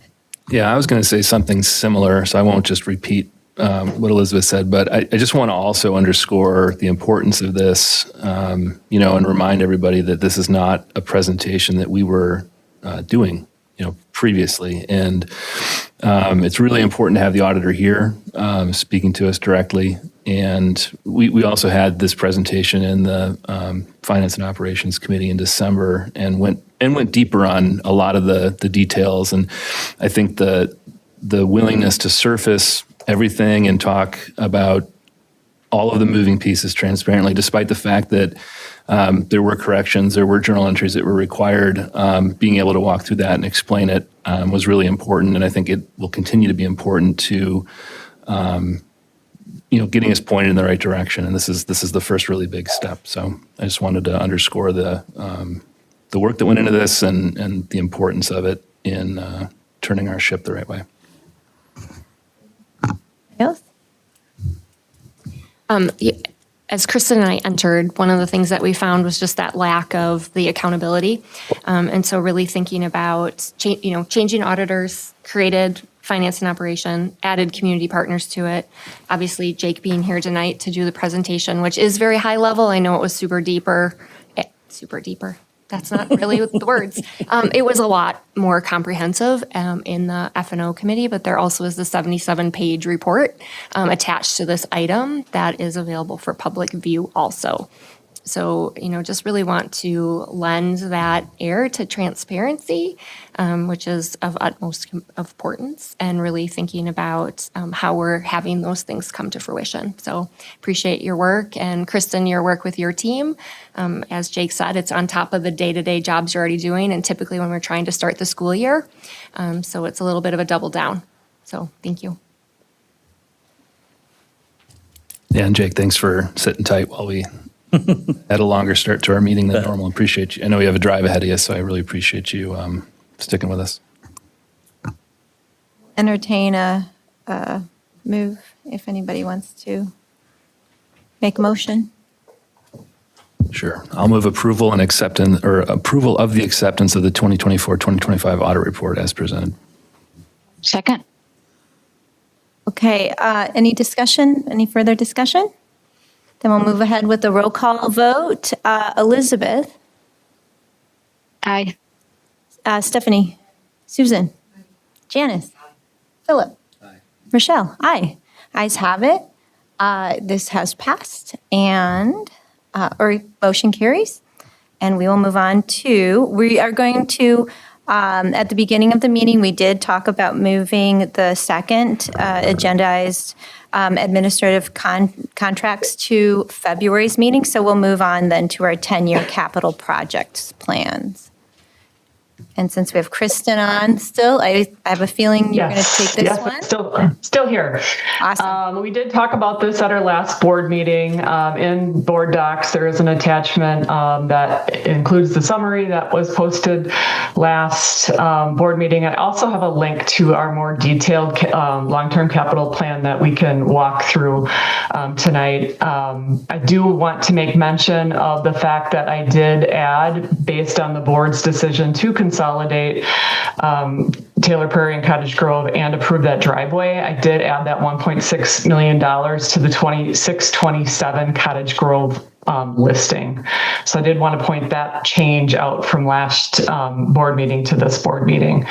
So on the top of this document, you'll see our 10 years across this top, and then on the left-hand side, all of our buildings. And then we have them prioritized by year and by dollar amount. A few years ago, prior to Dr. Frederick and I starting with the district, the board engaged McKinstry to do an assessment of all of our facilities, excluding Maywood. And that is where the majority of this data is coming from. They walked through all our buildings. They identified all the things that need to be upgraded along with the time frame. And that is what the majority of this document is built on. So it wasn't just me or Dr. Frederick or Bill, our Director of Buildings and Grounds, going through it. We had an external company actually look at our buildings to make these determinations. Of course, this is an ongoing document. Our buildings, needs change over time, whereas we might identify a roof that has to be done in 28, 29 through different testing. We may say, oh, we can stretch that out a year. The roof is performing fine. We don't see anything. So it is a living document based on how, on as things progress throughout the year. So it's not something that's set in stone, but it was started with this McKinstry assessment. And that's what drove these numbers. So up on the top here, you'll see all the summary data. Each building has a tab. So if you go to the Maywood tab, Tish, you'll see a list of all of the items that were identified at Maywood. Now, we partnered with C.G. Schmidt to assess Maywood based on the board's recommendation a few months ago. So all of the items that are listed for Maywood, a third party, C.G. Schmidt, looked at and identified what needed to be done for its current use. So although the summary says for Maywood we need about $8.7 million, that's only to continue the use as it is. There would be more things we would need to do if we use that building for school purposes.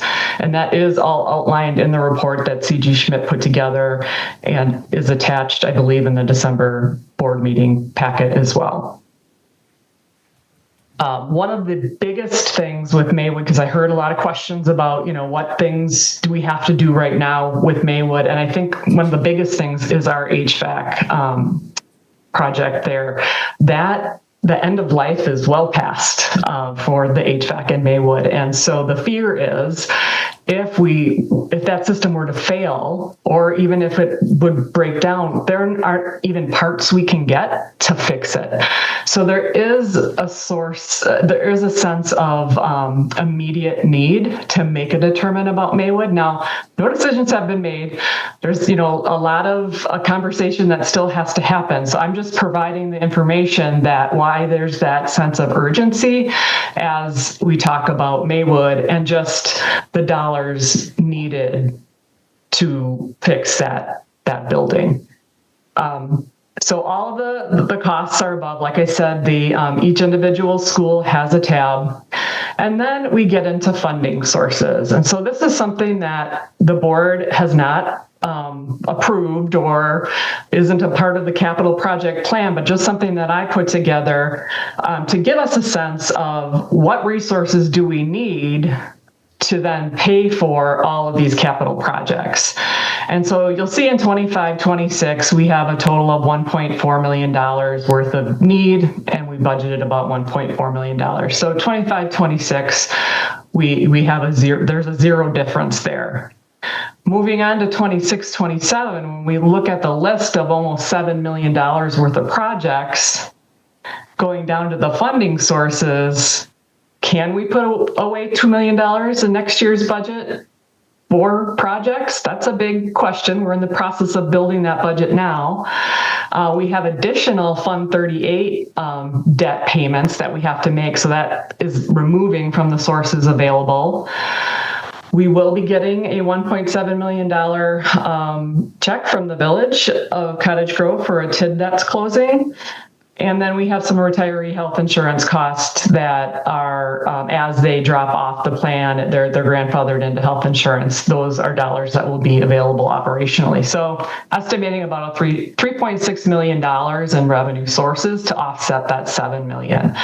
So you see, we do have that gap of that $3.3 million. And the question is, okay, well, what are our choices to address that? We exhausted our operating revenue as we show on this chart. Could we borrow for that amount? We could, but we already had to borrow $7 million for an operational loan. If we have to borrow again, we will likely be downgraded in our rating, which means a higher interest rate, and then just take on more debt. And that debt would be within our operating budget. So any debt payments would have to come off of our operating expenditures. And so, could we do it? We could. It comes as a consequence. And the consequence, we talk about the forecast that we presented at the F&O committee meeting last month. We're not going to be able to generate enough revenue to offset expenditures, inflationary expenditures, because our revenue is only increasing at about a 1%, and inflation is at about a 3%, 4%. So from an operating perspective, not the greatest route to take. Could we go to the voters and ask for a referendum? Yes, we could. That generates additional revenue. However, our property taxes went up pretty significantly this year due to our recurring referendum that we had for operational purposes and due to the lack of state funding. And due to all these factors, would we have the support in the community to do that? And we'd have to look at probably a long-term capital investment to address all these needs. Because as you see, as we go further into 27, 28, 28, 29, we don't have enough revenue sources to pay for all of these projects. The next section down, I just removed the costs associated with Maywood and the district office to see how that would impact our capital project plan. So just taking those numbers off and then seeing the difference. And it's about a $11 million difference taking those capital projects off our plate, which does help us from a just being able to pay for those facilities and the needs.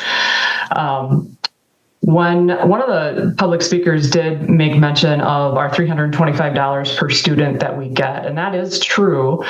$325 per student. We have about 3,272 resident students. That gives us about $1.1 million in revenue. Unfortunately, that doesn't even cover giving our employees raises. We have $34 million of our budget is in salaries. If we just give them the CPI, which is 2.63%, that's almost $1 million right there. And we haven't even talked about health insurance increases, transportation increases, just all the other increases. So from an operational standpoint, we have pressure. And then also from a capital project perspective, we have pressure.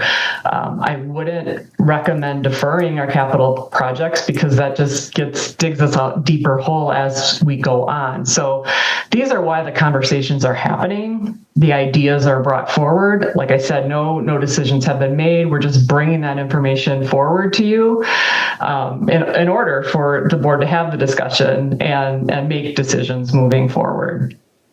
So I know I probably went into it more in depth, but I heard some of the conversations and public comment and thought it might be useful to sort of recap those things.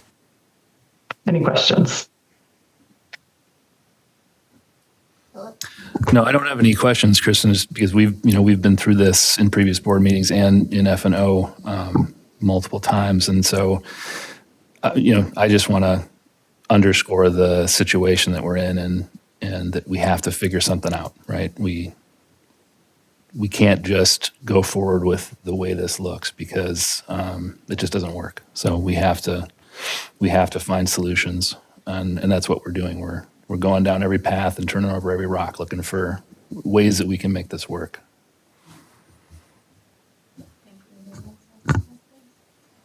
Elizabeth, are you still with us? It looks like she had to leave for a meeting. Okay.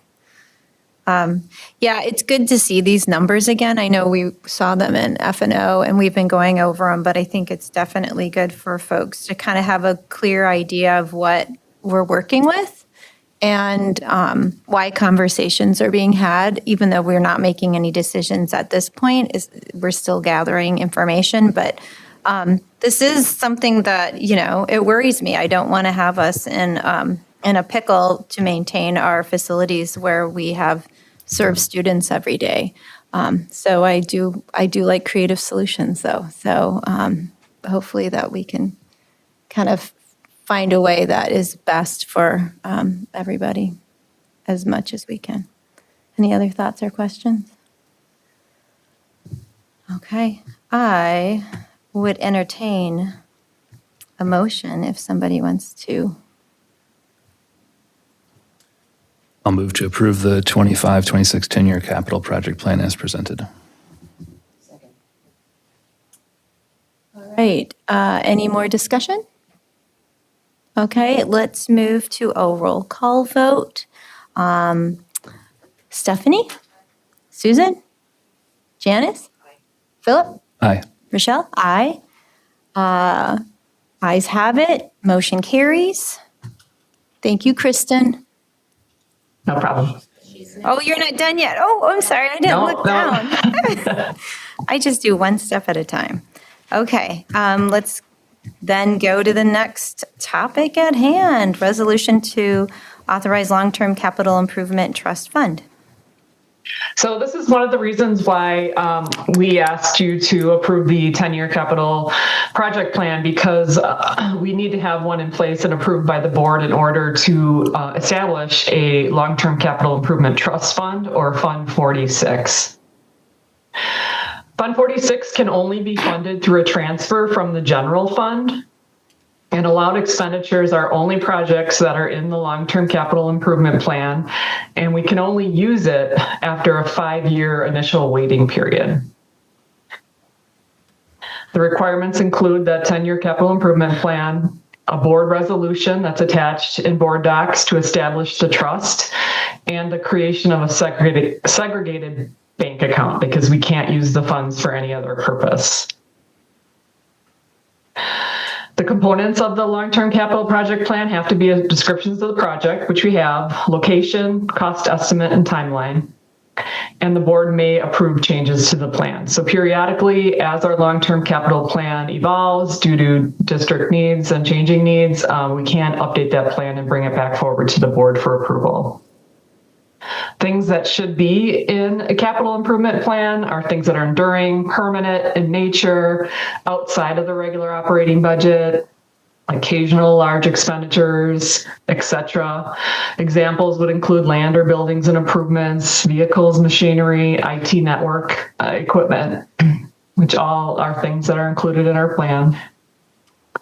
The restrictions are that they can only be used on projects in the plan, and we can't use the funds from the 5 years of the date of the first deposit into the bank account. Why we even want to establish a Fund 46 has to do with state aid and the impact of state aid. So as I've said before, state aid is inversely related to district property value per member. The higher the value per member, the less aid. And districts with higher values and costs per pupil above the tiered levels that are in the calculation itself get a reduction in state aid. So this, the next slide shows sort of a visual of the aid formula and cost. So on the top is the property value per pupil. And so as your property value per pupil goes above the tertiary into the secondary and guarantee, that means you're higher in value. And then on the left-hand side, it shows the cost per pupil. And so there's ceilings of costs within the formula. And the secondary level cost per pupil is 90% of the state average. And so anything that the district spends over that 90% of average is called this tertiary level cost. So if you're a district that has your property value that's below the tertiary guarantee, which is $1,054,000, you will be aided positively at all three levels as long as your tertiary level cost per pupil is in line. Moving towards the right, as your costs increase and your property value increases, this is when you really will have to keep your costs controlled because you will get negative aid. So Monona Grove, historically, I would say 5 to 10 years ago, was getting a reduction in state aid of about $1.5 million a year because we were in this area right here. Since then, we've slid a little bit back to here where we're right on the line. But to plan forward, we really we can't necessarily control our property value and how it increases. And if it goes up more than the state average, we'll likely slide into this area. So that makes it important for us to control our cost per pupil. And so when you talk about large capital projects, and if you fund them through Fund 10, your cost per pupil could skyrocket in 1 year if you have a $10 million project or a $5 million or $2 million. So the reason districts implement a Fund 46 is that over time you make slow transfers into Fund 46, and then when you have a big project, you can spend it out of Fund 46 so that your aid doesn't crash the next year. So it really is something to maximize our state aid and minimize impact of doing the capital projects that we need. So I think I talked about all of that in this next slide about the costs over time. Transfers, we can make them by July 31st, so it does give districts a chance to see how you're going to end, because year end is June 30th, and you could move budget surpluses over to Fund 46. Unexpected revenue, such as the TID closing, that would be something that you could move to Fund 46 because you'd get the revenue, and when you transfer it, the expense washes out. Or any planned transfers that you have. Former district I worked in, we moved $2 million every year into Fund 46 to be able to fund all of our capital projects. We do have to provide the minutes of the meeting where the board approved the long-term capital plan. We have to have that signed resolution, and then we have to submit documentation that confirms the segregated bank account and initial deposit with the DPI. So that's a little bit about Fund 46, why we're doing all of this, and asking the board to approve the resolution so we can get that 5-year waiting period started. Hey, Kristen, can you clarify, do we need to transfer any sort of minimum amount each year? Are there any thresholds we have to meet, or is it really up to us year over year? Yeah, we can do 0. We just have to do we could deposit $10 by July 31st of 2026, and that would start the time rolling for that 5-year period. Got it. And just keep it there until the board makes a decision. And every year that would be a board decision, whether it be in the budget itself and we plan to do it, or it would be something that we'd come back to you and say, hey, we think we're going to have a surplus. We think we should move some money into it. That would be a board decision every year. Anybody else have any questions? Yeah, Janice. So where are we? Are we in the positive aid or the negative aid right now? In the last 2 years, last year we got positive aid, all 3 levels, which was the first time in 10 years that the district did. This year we only had a little bit of positive, and so I feel like we're heading toward negative where we have been in prior years. So that's something, I mean, any transfer we make, obviously we want to make it with, a lot of thought about where we are in the aid position. What does our overall financial picture look like? Because once the funds go in, they're for that purpose. So you want to be conservative with it, but it is a really nice strategy for districts that are in that negative tertiary aid component. And it takes a while to build that up. So you want to have the ability to do it should you need it or move toward that negative aid position. Yep, Janice. So we would be trying to pre-fund some of our building projects, and we are also trying to pay down our debt at the same time. I couldn't hear you, Janice. I'm sorry. Oh, no, that's okay. So we're trying to pre-fund some of our building projects by starting this fund, but we're also having to pay off the debt at the same time? Yes, I mean, we do have our debt payments and our debt structure put in place. The strategy with this Fund 46 would be looking at year to year. It could be year to year we're performing really well. We had unexpected revenues. We have $100,000 we can move into Fund 46. Let's do that. So it's not a huge chunk all at once. It's just like sort of a methodical, strategic increasing of resources, knowing that we have, $40 million worth of capital projects over the next 10 years. So it's a mechanism for us to offset potential negative aid in the future. This isn't something that we'd use for 5 years. Yeah, Janice, I just want to make sure that that's clear, that it's not just sort of setting money aside. It's giving us an account to draw from for projects in future years so that it doesn't impact our state aid. So that makes more sense. It's more strategic than just saving. Yep.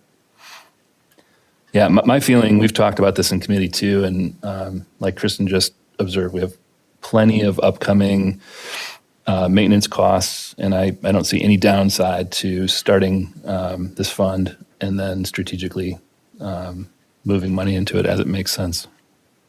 That would be my opinion. With this account, so in 5 years, we can start to draw from it to use it towards maintenance and such. Is it something that we then can continue to keep and use as, is there any time limit to its? No, there's no time limit other than we have to wait 5 years. And it's a part of if we, as a district, if the board decides that we want a plan in place to pay for capital projects out of Fund 10, you absolutely want to have a Fund 46 in place to do that, because otherwise the negative consequences you will get from a loss in aid will cause your property taxes to skyrocket the next year. You really want to keep your costs as level as possible in Fund 10. Otherwise, it impacts state aid the next year in a negative way. And so this would be a way to do that slowly over time, build that up. Ideally, it would be Fund 46 would be the funding strategy. We'd be able to put money aside every year in an amount that matches what our needs are over a 10-year period. And so when those projects come up, we just pay for them out of Fund 46 every year, and we don't have to worry about the impact on Fund 10. Any other questions? I'm going to move to approve the resolution to authorize long-term capital improvement trust fund. All right. Let's do a roll call vote. All in favor, or we're not all in favor yet. Yeah, it's Stephanie. Susan. Janice. Philip. Aye. Rochelle. Aye. Ayes have it. The motion has passed. All right. Now, I guess, Kristen, I can say goodbye to you then, huh? No, are you doing the enrollment too? Yeah, I can start it. I was thinking you were going to take she's this available one. if there's any questions. All right, So perfect. legally, every year we need to determine open enrollment seats in January. Then those are posted, and the applications begin in February for people to apply for those. As we've talked about what is appropriate use of open enrollment as a strategy, really looking at how do we use it to fill sections to our goals, board goals, and not create new sections. So the calculations are here. Our recommendations for next year listed, we would have 2 open seats at 4K and 1 open seat at 6th grade. And Kristen, is there anything else to add? No, I mean, we looked at all of our projections and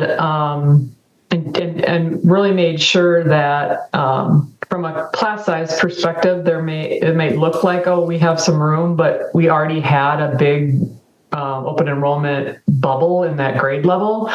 And so I already had to add staff just for those kids that we have now, which is why we didn't want to exacerbate the problem and add additional students. So this was really mindful of staffing and making sure that we're not staffing for open enrollment. We're staffing for our resident students and really filling in those open seats.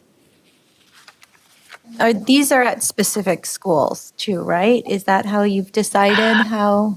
We look at specific schools and make the determination, but because it's based on projections, we know from a kindergarten or 4K standpoint, we have 2 seats. Placement will be determined as our projections or actuals come in. Okay, thank you. Any questions?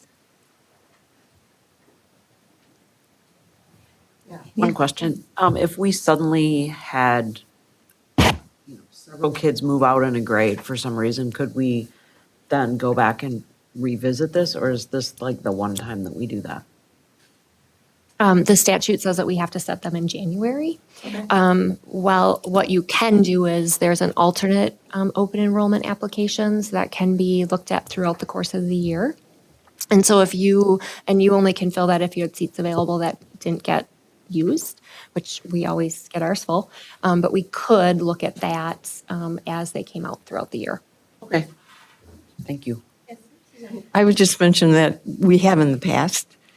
Jared was the first one that really set up a grid for us. We just have numbers and it didn't make any sense. He used the class size piece, so that was a really good grid. But he would bring it back to us all the time so that we could see if there was anything moving or changing during that time period. So, because that's one of the things people will ask us. Are there any seats? If there are, I mean, it used to be that 4K, there were always seats in 4K. But so it's helpful for us to have this kind of information as a follow-up so that we can be accurately responsive to the community.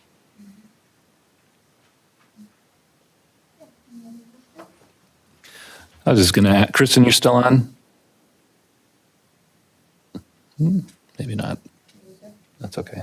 I was just going to ask just to document it or say it out loud as part of the conversation, what the current reimbursement rate is for an open enrollment student relative to a resident student, right? The district gets, I think, 60% or 65% of the And revenue. there is some legislation that over the next 3 years that it would increase slightly each year. That would be good. Definitely not enough to offset the cost of new staff.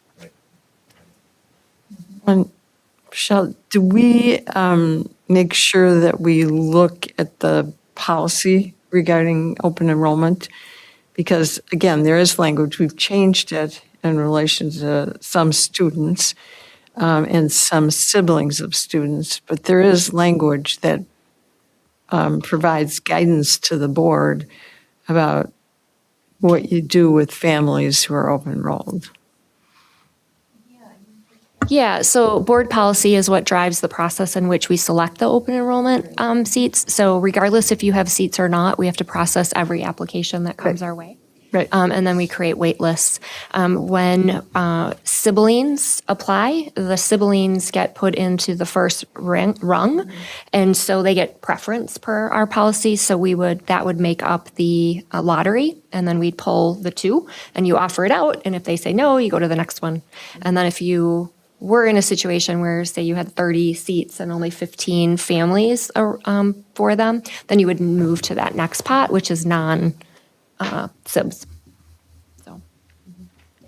But I wanted the community to be aware that we did have a written policy if they wanted to look that up and see further guidance. Yeah, it's 5113. All right, I'll move approval of the 2026-2027 open enrollment recommendations as presented. Second. All right, let's move through with a voice vote. Oh, wait, any other discussion? Okay, let's move forward with a voice call. All in favor of moving this motion, say aye. Aye. Any opposed? Okay, ayes have it. Motion has passed. All right, I think that ends our action items. Yes. And now we get to move to discussion items. Yes, so we affectionately are calling tonight MG21 night. So we had the celebration of excellence where we had some students come and speak and share some of the amazing things that they do. And then annually, as part of our charter, the executive director for the program and then the head of their executive board come and share an accountability report. You would notice that in December, MG21 shared their DPI accountability report. This is a different set of information that is done annually, and it is attached. The full depth of it is attached in the board docs, and then we also have a slide deck presentation. So I will turn it over to Mr. Silver. Okay, thank you very much. As Tanya said, I am Tom Stolper. I'm the president of the MG21 Governance Board. I'd first like to thank the Board of Education for their past and future support of MG21. As you know, MG21 is a in-district instrumentality charter school. We serve grades 6 through 12, and we seek to inspire every learner to take ownership of their education through project-based learning, cultivating a learning community through connection and relationships, and providing 21st century skills like critical thinking and community citizenship, enabling our students to walk their own path in life. This includes them taking personal responsibility for themselves. We use an educate the whole person approach, focused on relationships, wellness, and project-based learning. We have a unique project-based learning model, which includes teacher-led classes, core classes, community-led, and this would typically be a subject matter expert in the community leading a class, and then also student-led classes, which are independent projects that they have selected. Coincidentally, with our current charter contract, the governance board has developed a 5-year plan with 4 goals, all of which relate to long-term sustainability of MG21. I'd like to share those with you. Branding and identity sharing. This is sharing our why so that the community and the district understand who thrives at MG21 and, as importantly, who does not. Staff sustainability, the second one, is investing in educators who make MG21 what it is, including keeping talented teachers on a long-term basis. Next, academic success, showing that our model works through data and success stories.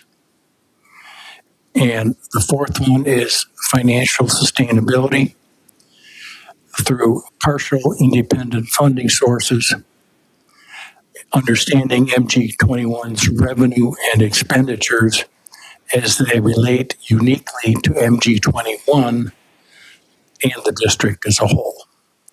So with that, there are all but one of our governance board members in attendance tonight. Ryan Ringbull is right there. Sandy Homburg is back here. Elizabeth Wheeler is next to her, unless she moved. There. Behind Elizabeth is, or behind Sandy, excuse me, is Katie Moreau. And next to Katie Moreau is Susan Fox.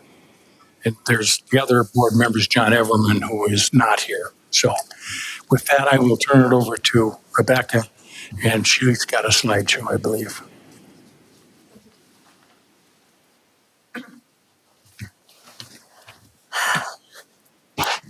Hi, everyone. Thank you so much for having us. We appreciate this opportunity to share our information with you. As was already shared, there's a much longer in-depth report that you've had to have an opportunity to look at all of our data in depth. This is just kind of an overview of some of the highlights from that report, kind of in slideshow form. So as Tom shared, at MG21, we are educating the whole person. That's really the heart of our model. And our goal is to help every student find their path, balancing that academic rigor with social and emotional growth as we build connection and community for our students. So our 4 core pillars are there. Our model, like I said, is project-based learning. And so for us, when we are considering our program, the start is we want our students to have a rigorous academic program. And we feel like our model of project-based learning has been really successful for our students. 100% of MG21 students participate in all different kinds of projects. Tom mentioned a number of things. And we see whether or not it's students presenting in their zine class or doing a geometry project or doing independent projects. Students are really driving their own education and having success doing that. There's a next slide is kind of an example. Every senior in our program presents a senior portfolio for graduation. It's a collection of all of their work as well as a series of reflective essays. They publicly present that to our board, our staff, and their families as kind of their final step to show their readiness for graduation. The 21 in our name, I think, is also a really important part of the success of our students and our educational model. You really, I feel like there's a lot of things that students need to be able to thrive. That critical thinking, the ability to publicly speak and communicate your ideas, the ability to collaborate, all of those things are in the 21 of the 21st century skills for our school. The foundation of our school is really building agency and belonging through relationships and connections. It's why we're glad to be a small school in the district. We feel like this year, 100% of our students really identified that they had significant growth in our Hope survey, which is one of our data points that we have. And they felt like a strong sense in personal belonging and goal setting. Along with that, we also prioritize wellness for our students, and we saw a 25% increase in engagement with physical and social and emotional growth and wellness for our students. One of our unique aspects of our school is our outdoor education component for our middle campus. We think it's really transformative to have students be outside. It gets them away from screens, it gets them away from technology, and instead they're outside. And so our students spend a tremendous amount of time outdoors. As you saw in the student celebration of excellence, our middle campus students are doing service work at the school forest and field days. But we think this is a really important component for wellness for our students. So you can see them here. They're at the Wilderness Week. They're doing science outside. They're doing team building activities.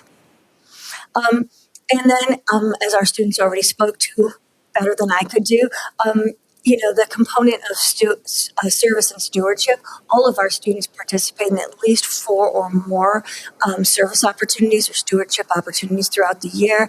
And we have discussions with the students like, is this a value that you think is important? Is this something that you want to do? It's not something that we're imposing on the students. It's something that's really part of the culture and that the students really enjoy and feel is important to our school. We've gotten a lot of feedback from our families and from our students that they also think it's important. These are students doing work at the school forest, tapping maple syrup out in the winter. As part of our goal of educating the whole student, we also have 100% of our students participating in community-led projects. And those projects are led by experts and artists from the community. They are in STEM, foreign language, art, music, wellness, PE. We even have our students had the opportunity this year to compete, or last year to compete in the Lego robotics at the state level. This ability to kind of have our community, our classroom exist into the community, kind of beyond the walls of our school, I think is a unique aspect of our program.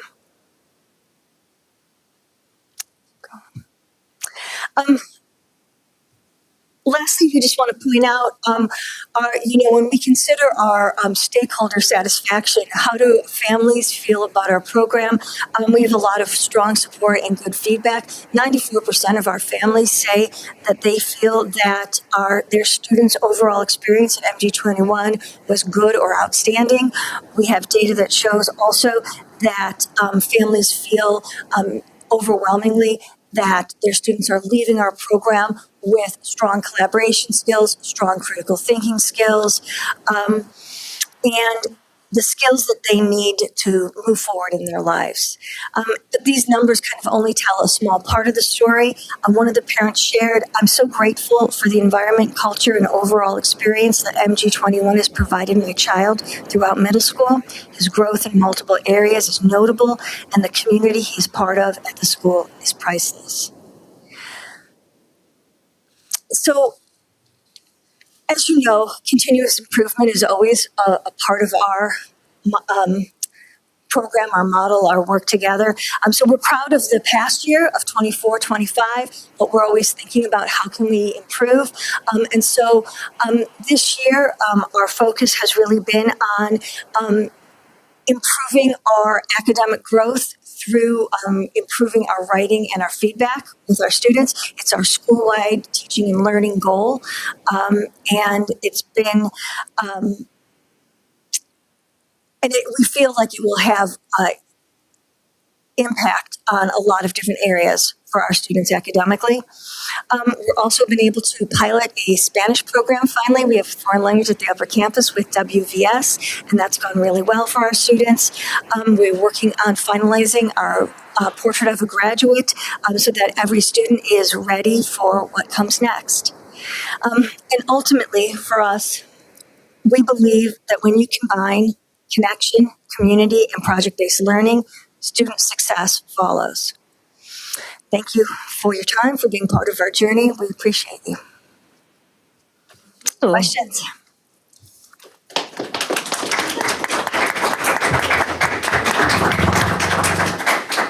Susan. And Rebecca, would you make sure you send a note to the board when you have the date for graduation? Absolutely. Thank you. I want to just chime in that I think the work you guys do is really, really important. And knowing a lot of the kids who've gone through your program, and my son did 8th grade, as you know, with you guys. So what you offer is really unique and special and a great fit for so many of our kids who have a hard time finding where they fit.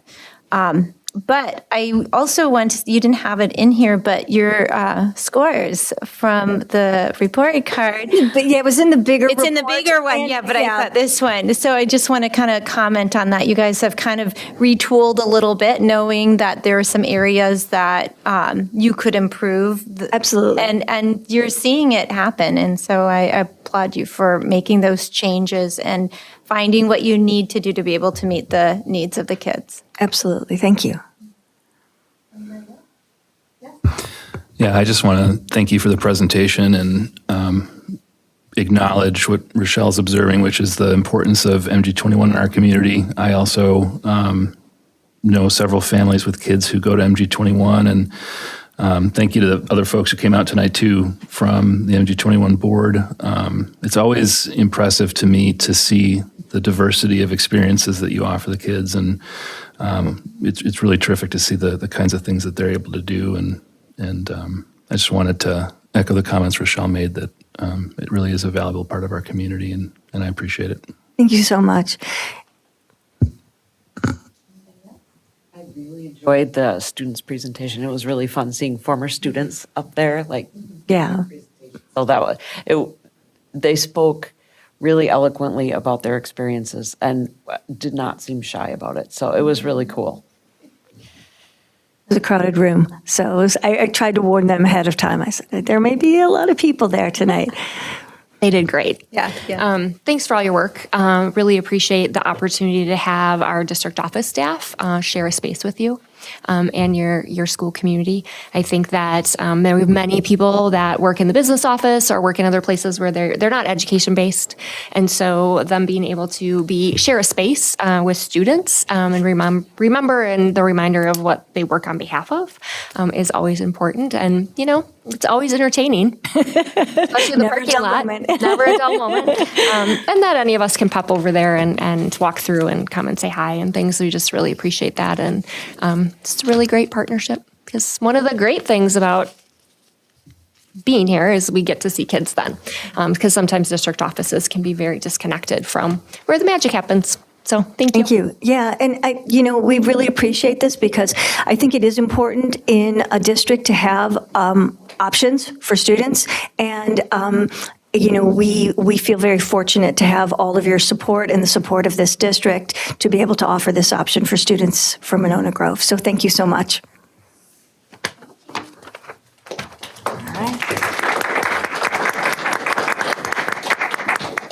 All right, now we're up to the 2024-2025 athletic and activity participation. Joe, yes, you are on deck, or at bat. That would be up, right? Up. So back there practicing for 2.5 hours. Hey, me. Yep, exactly. Trish, you driving? All right, let's go. I think you're going to be really efficient. We'll see. Thank you for being here. Yeah, absolutely. All right, so I'm Joe Schneider. I'm the Associate Principal Activities Director at Monona Grove High School. This is my 5th year in the Monona Grove School District. Been super blessed to be a part of it. If you'd like to go ahead and go forward. My purpose is I serve to bring people together to inspire discipline and integrity for the improvement of society as a whole. I believe people really are passionate about athletics and activities, and I do think through those experiences for students, we can ultimately improve society as a whole. Next slide. One thing that I want to model, because I don't know if our coaches and our advisors do as great of a job talking about their credentials and talking about who they are. So I wanted to model that a little bit here right now. So I have my Certified Master Athletic Administrator credential. I'm one of 16 in the state of Wisconsin with that. Monona Grove High School was a QPA recipient, Quality Program Assessment recipient for having an exemplar athletic program. It's the second time in state history that that has happened. That was recognized in Tampa this past December on the national stage. I am also a certified NIAAA LTI instructor, so I teach national curriculum. I've taught at the state level. I've taught 3 different classes. I've taught developing athletic department handbooks, student leadership development, as well as legal issues for other athletic directors in the state of Wisconsin. The other thing is I did just get elected to, this past April, I did get elected to a 3-year term on the WIA advisory board as well. So I have an opportunity to serve at the state level. As far as our offerings at Monona Grove High School, we offer 27 different athletic sports seasons starting next year. We will offer every WIA sanctioned sport available because we are adding the boys volleyball option in a co-op. So everything that you can offer through WIA, we will be able to offer starting next year. And we also, at any given time, we have over 50 clubs or other activities in operation. It just depends on which activities are in season. Some kind of come and go. There's always some flux there, so it's always hard to give you a number at any exact moment. Our participation data up there that we pulled, now everything I'm talking about at this point is from the 24-25 school year. From there, you can see, and what I pull is I try to look at how many kids are doing at least one thing and how many unique participants do we have in there. So we go 611 in athletics, 445 in activity category, and 164 in fine arts. Go ahead and go next. The other thing that we track over each year is that we have proportional representation in all of our different student demographics. In athletics this year, proportional for the most part, overrepresented in our students who identify as white. If we want to go ahead into the next slide. In our activities, I believe this was somewhat similar last year. Our male percentage was a little bit underrepresented, and then our female percentage is a little overrepresented there, but all of our other demographics are within proportional representation of our general student population.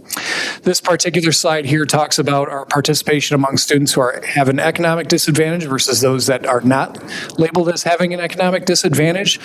This particular year, if you take a look at the column all the way to the right, that is our school-wide average of 19.3 and 80.7. This particular year, we had a little bit of a drift in our athletics that I'll be monitoring here to see if that's a trend or maybe a blip that happened this past year. Next. So now some academic achievement data. So from last year in the 24-25 school year, if they participated in athletic at some point, they had an average GPA of a 3.43, some sort of activity 3.52, and if they had a fine arts activity on their schedule, then they were averaging a 3.50 GPA. The whole school average was a 3.19 last year. So participating in those activities, we are seeing a higher GPA from them. The other thing that we take a look at is their days absent that they record. So if they were a student athlete, the average amount of days that they were absent throughout the school year was 5.6. If they were in an activity, 8.73, and in a fine art, 8.39. You'll take a look at the whole school average of 11.33. So being involved in those keeps kids in school. Ultimately, that's what we put a lot of our eggs in that basket. If we keep kids in school, good things will happen. The other piece of data that didn't make the presentation here tonight is we also took a look at is students in an economic disadvantage in their attendance. So if they're a student that has a economic disadvantage and is also in an activity, they attend school on average 3 days more than students who are not in an activity and also at an economic disadvantage. So some more data points there for getting kids in school. The overarching statistics is we were able to find that 864 students participated in at least one thing, different students that is, which means 71% of our students are doing something. If they were in multiple sports, their average GPA was a 3.50, and this one I thought was really incredible. If they registered multiple activities of some kind, they were a 3.66 for a GPA. The other thing, just kind of giving some idea of the amount of different people that we interact with in any given year as far as the activities department or athletic department, is that we've got 70 unique schools that we're making contact with. That's athletic directors, coaches, all of those different stakeholders that we're not working with on a day-to-day basis that we've got to have touch points with, and over 300 unique officials we are also working with to get into our programs in order to make things run. My favorite statistic every year, and I went through the calendar again, and we kind of hit the same amount of days, is that we have something going on, whether it's coach PD, a practice, a game, a competition, something of some kind. We're in operation 335 out of 365 days. Something is happening in the athletics or activities department in some way, shape, or form. I talked about this in the summer when strength and conditioning showed up. There was a question about female participation there, and that was something we really emphasized, strength and conditioning participation this past year going into the summer. And we did see an increase in overall signups of 5.7%, but the biggest one is we saw female participation really go up. We had 34 to 55, really emphasizing some growth in our female sport participation in summer strength and conditioning. When it comes to community engagement, we had 380 home-hosted athletic events last year. I always got to give a shout out. We have Silver Stage 2026 coming up right around the corner. It's an incredible event. If you haven't been to it, you need to go to it and see what the school looks like and all of the incredible things that students are doing. But last year we had Silver Stage 2025. I cannot understate how much planning goes into that and how many people it takes to make that thing go. HOSA hosts their community blood drive where they raise, obviously, blood for those in need. And then Musical 2025, the standard there is excellence, and they pull it off every year. Footloose was another incredible performance. Salon Ensemble is another thing that goes on in our building. Comes up in mid-March, usually a Monday or Tuesday in March.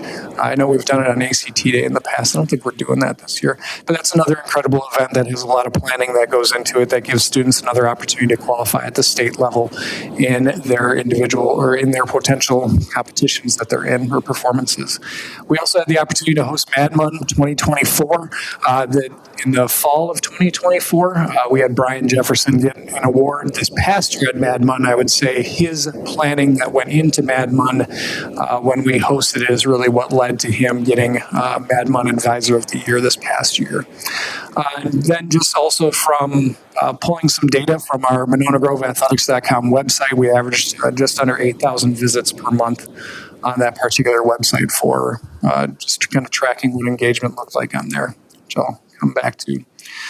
Last year, some of the things that we had the opportunity to host is we hosted the Last Boys Basketball Badger Challenge, which in the past used to see someone from, if you're going way back, used to see they would rank the teams 1 through 8 in the Badger North, and they would rank teams 1 through 8 in the Badger South, and they would face off each other based on their corresponding rank.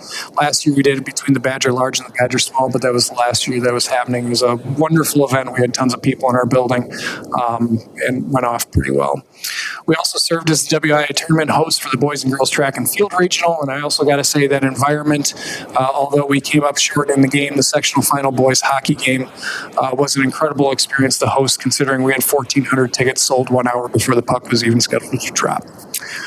And then the other thing that we do is we have an in-house concession stand. Last year, we raised over $31,000 for our clubs and activities to be able to conduct their business.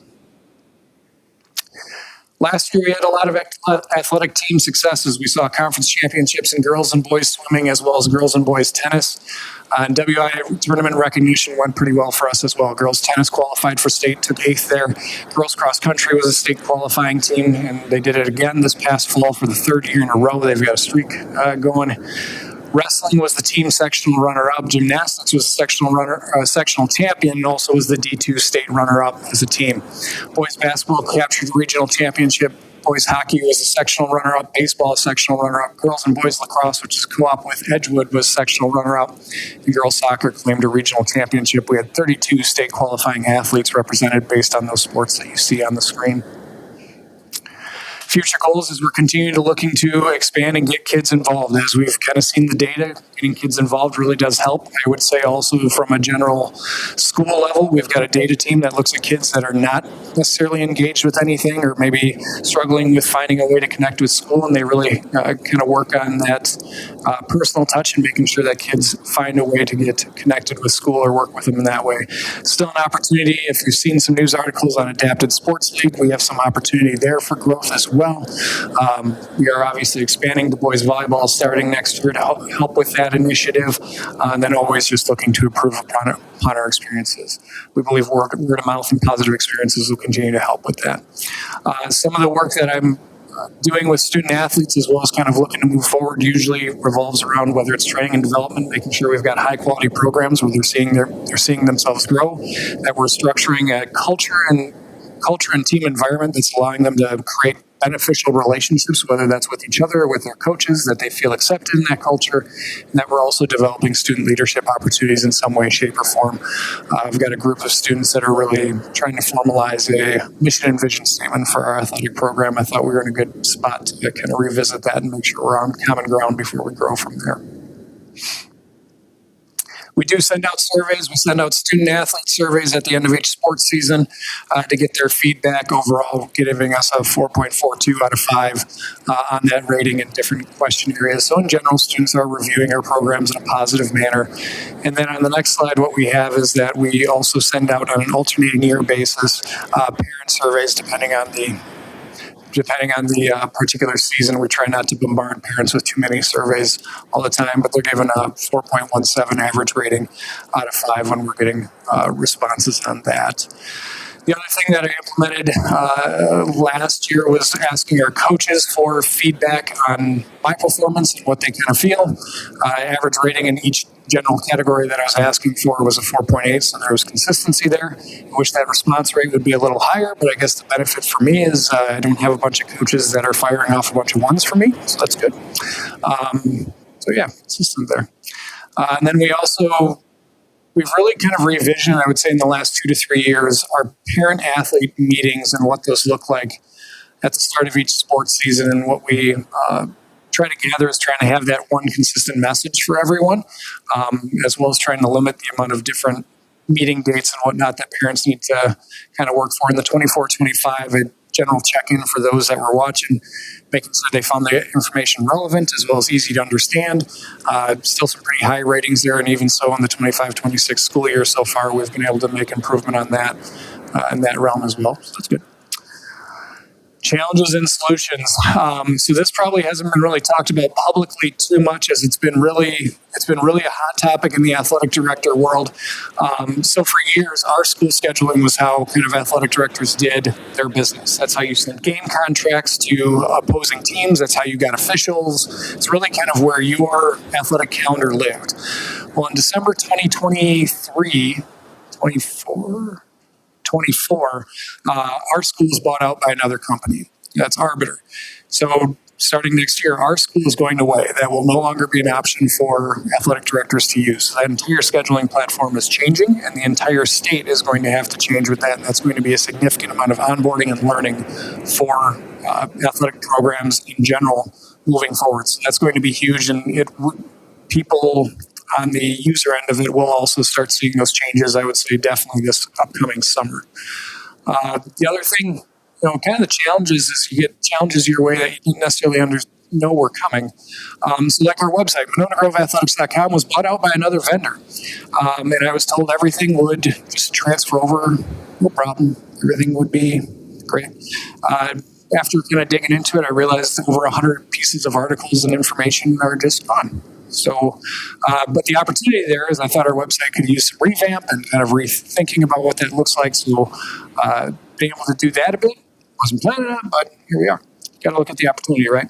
Bus driver shortage is still very real. If you're watching this right now and you have any interest in getting your CDL, Nelson's will help you out if you want to go ahead and sign up to get your CDL and be a truck driver and help us out just a little bit. And I would say by a little bit, I mean a lot. The other thing is the official shortage is still real. The WI will announce that they have increased in licenses and whatnot. For the most part, a lot of those are student licenses that they're getting right now, which they're not necessarily employable at the varsity level all that well, but help is on the way. But we're not there yet. And some of the things that we've tried to do is we've added feedback forms to officials as well to make sure they know that their experience at Monona Grove is valued, and we want to get that follow-up on it. So far, it's been pretty positive in reviews that we've gotten from officials, so that's been good to see. Coach hiring shortages is still something that comes up for a lot of schools as far as finding qualified coaches, coaches and advisors in all realms. What we've done is we've revamped a new coach onboarding model. So we've got a flipped model so that we can hopefully be able to make people, when they come in, feel more supported and more knowledgeable going into the role, as well as looking for increasing ways for them to network and get to know other coaches so they feel more connected to our programs. And facilities is still something that does come up that we've just got to work through creative scheduling and flexibility and make sure that everyone's getting getting their needs. And with that creative logo there, that means, what questions would you have of me? Sorry if I saw. Go ahead, Susan. Okay, Susan. Well, again, I just think it's amazing to go to one of the athletic events and look down there and see a coach who's doing incredibly well with his team, who is an MG grad. Yeah. And it's not just the head coaches, it's the assistant coaches, the helpers, the people that are out there picking up after the kids. I mean, it's really an amazing experience to go and watch that. It is. And we probably don't talk about it enough, how many alumni come back and help. I think that speaks volumes of the quality of our programs and the experience that they had. Joe, I'm curious on the surveys to the students and the parents. Do you have the data? I don't necessarily want to see it, but do you have the data more specifically to different activities in athletics? And do you use that to, work with? I'm assuming the data is varied, right? And so does that drive conversations with coaches and leaders of different activities on ways they can improve and potentially draw more students, or wherever the opportunities are? Yep. Yeah, so we use that in our end of season meetings and just say this is kind of what the students say. I have a set of questions that I go through with our coaches. Usually kind of lends into, well, this is what I'm hearing from students, or like this is a trend that's coming up from parents, or whatever it may be, and we use that in essentially coaching conversations. And this is an area where we can make improvement on. I forgot where else I was going with that, but yeah, it's a cornerstone of our conversations with coaches at the end of the year. And I also was curious with the bus driver shortage. What happens when you can't find a bus driver? Can you just describe a little bit, how that plays out? Yeah. So one thing I will say is we're very fortunate for being mostly centrally located. So like none of our trips are really all that outrageous. What you'll see on our end, so like the parameters are essentially like drivers that are on routes got to complete their after-school routes. So from 2:45 to 3 o'clock, or to 3:30, we really need buses in our town, which means we can't get a team out until after 3:30. The majority of the time for us, especially in the winter and most of the time in the fall, that's not that big of a deal. So they're coming in off route, pick them up, and we go. If we can't get them there in time, what we'll explore is changing the game time. And this happens a lot more in the spring. So you'll see, like for the most part, baseball, softball starts at 5 o'clock. If we have a 5:30 start, it's probably a busing issue. And we're trying to navigate that a little bit. Other thing then you got to factor in is, does the facility have lights? And are you up against time in that regard? And then the other sports that we have, so like track and field, there's not really a lot of wiggle room on what that time is. Generally, you're probably sending them early. A school that I know, for example, as far as like on the other end of that spectrum, so like Watertown swim team was at our building from 1 o'clock on for a 6 o'clock swim meet, because that was when they could get their bus and when they needed it back. So that's what that looks like. Essentially, we try to hide it as much as we can. So different schools are helping accommodate other schools. Yes. to make it. Yep. I'm going to jump in. I have two kids one who graduated from MG and one who's a junior at MG. And I've had such a different experience because my oldest one is a little bit, isn't an engager. And I was really glad to see that we did find something that fit for them. So they were in D&D and had some activities, which was excellent for that kiddo. But my youngest, I never see him. He called me tonight saying, "Can you pick me up?" And I guess he forgot I was at the meeting. But I really appreciate all the work that you're doing to find places for kids to get to be at school and have a memorable experience in high school beyond and above the academics. And then also the community in the sports that my youngest is in. It's like really great group of kids, great leadership. So bravo. I do have a question about with the kids that fit into the economic disadvantaged, we do have a much lower participation rate.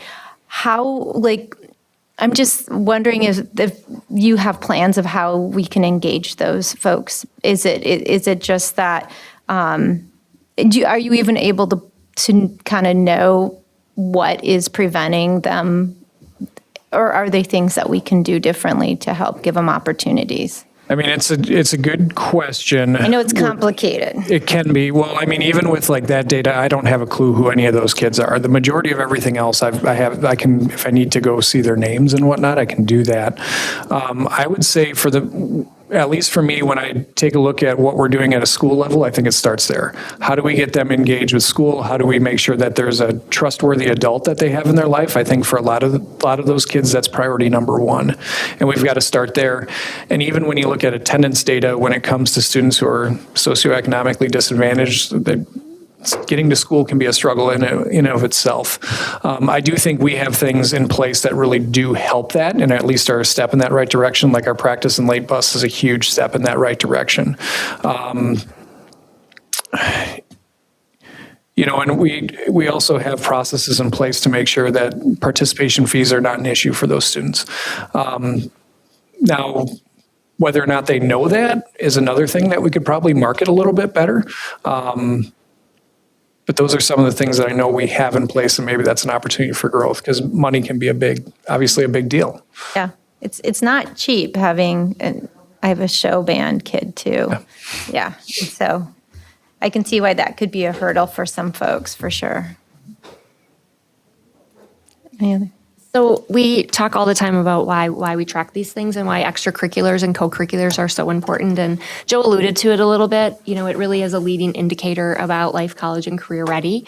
And so, we track how many middle school kids participate in one or more activity and how many high school kids participate in two or more. And since Joe's been here, we've at the middle school went from 53% participation in one or more to 69.2%, and at the high school, 54.9 to 71%. And so, the data is really clear. Kids that participate in extracurriculars, two or more at the high school, definitely more likely to pursue some sort of educational opportunity post-graduation, in addition to higher GPA and less chronic absenteeism, which we keep talking about. We have some chronic absenteeism issues. And so, this continues to be really big drivers for helping kids. I mean, our business is academics, but it has a huge contribution to that. So thank you. And also just want to thank you for your work you did not need to take on the process of the NIAAA for getting that exemplary level. And I know it was a huge amount of work because it is a set of metrics that you look at, and you have to show, not just tell them how you're doing it, but you have to give them the evidence of this is what we're doing and this is how it matters. So I know it was a ton of work, but it's really showing that you are using best practices from the research and goal setting and continuous improvement. And that's a big reason why we have such great data and why everything is looked at so deeply, because you've taken that on. So thank you. And I did get to fill in for Joe that afternoon on a Friday when he was in Tampa for his award. And it was the day there was going to be snow and ice. And we had a bunch of traveling teams. They were like, "Did you call the athletic director?" I'm like, "I don't know." So I got to do that one day. Luckily, everybody left early. They got there, they got home. it worked out. They did. Yeah. At 3:30 in the morning, snow day call, I can do that all day long. But I was like, a bus and there might be ice. So I do for everything you do. I appreciate the shout out, but I do want to make sure that I also give a shout out. Susan alluded to it as well. We are very blessed with our coaches and advisors that we have here. If you ever get a chance to thank them for their work, I cannot echo that enough. How grateful we should be for the great people that we have in those roles in order to provide those experiences. They're the drivers of it. So thank you. Thank you, Joe. Thanks, Joe. Thanks for sticking around. You're off. All right, 2026 proposed WASB Delegate Assembly Resolution. Yes. So there's a packet, and if anybody has, I'm not going to say I can answer the questions, but if anybody has feedback about any of them, yes. Yeah, so I read through the packet, and I don't have any issues supporting all of them, but there are two opposing resolutions, so we do need to take a position, or we should suggest a position as a board to you on those two. So I was going to ask our superintendent if she could comment on that, because it's certainly, outside of my expertise. Yeah, Kirsten and I had a conversation about it, and we didn't land on consensus yet. The way it's written, that first one, if that one passes, then the second one disappears. There's an additional packet about how they're going to use Robert Rule of Order on those. And there's not a lot of clarity. So we did reach out to ask for some more guidance to give to Janice and to you about that. That one I have a concern with. And Janice and I have talked about, kind of from an administrative recommendation, what we would support or not. And so we walked through that and kind of what are the rationales so that you could make a decision. Yeah, and that one is super confusing. So We keep sending addendums out to it. Another one came today. Oh, good. I haven't been home to see my mail, so. I'll be curious to hear if that's an extender of the delegate assembly. I know one of the things that Tanya and I talked about is like, maybe there will be discussion that makes it clearer. So, yeah. Otherwise, nothing stood out to me. Thoughts? No? If you do read them and have thoughts, please let me know. Yeah, because you will be voting on it on January, what is it, 21? Okay. So people have 21.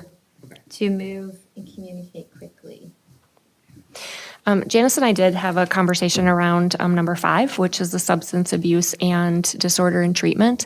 And it's a call for DPI to put more money towards per pupil from the state, $25 per pupil year 1, $35 for pupil 2, and then $50 for third and each year after. It is for contracting substance abuse providers, employee of substance abuse coordinators. It gets into some pretty deep work that, frankly, I think lives in other agencies. And when I think about when we're looking at the per pupil cost of, we got flat and now they're going after the, increase every year for the next 400 years, to splice hairs about per pupil funding and how it can be used. And so we need to be partners with the substance abuse community and areas that I think are not as resource rich, maybe struggle some more with having those connections, but in an area that we have a little more option. But when it starts to get into treatment, I think that crosses the line of what the role of an educational institution is. We have to partner. We need to have good relationships with professionals that do these things, be good resources for families. But the minute there's only so much money in the pie, and when we start saying you can only use this, we're going to take some of that money and you can only use it for this, it starts to dwindle away on some of the bigger projects that we're trying to work with, which is reading and writing. Yeah, no, that resonates with me too.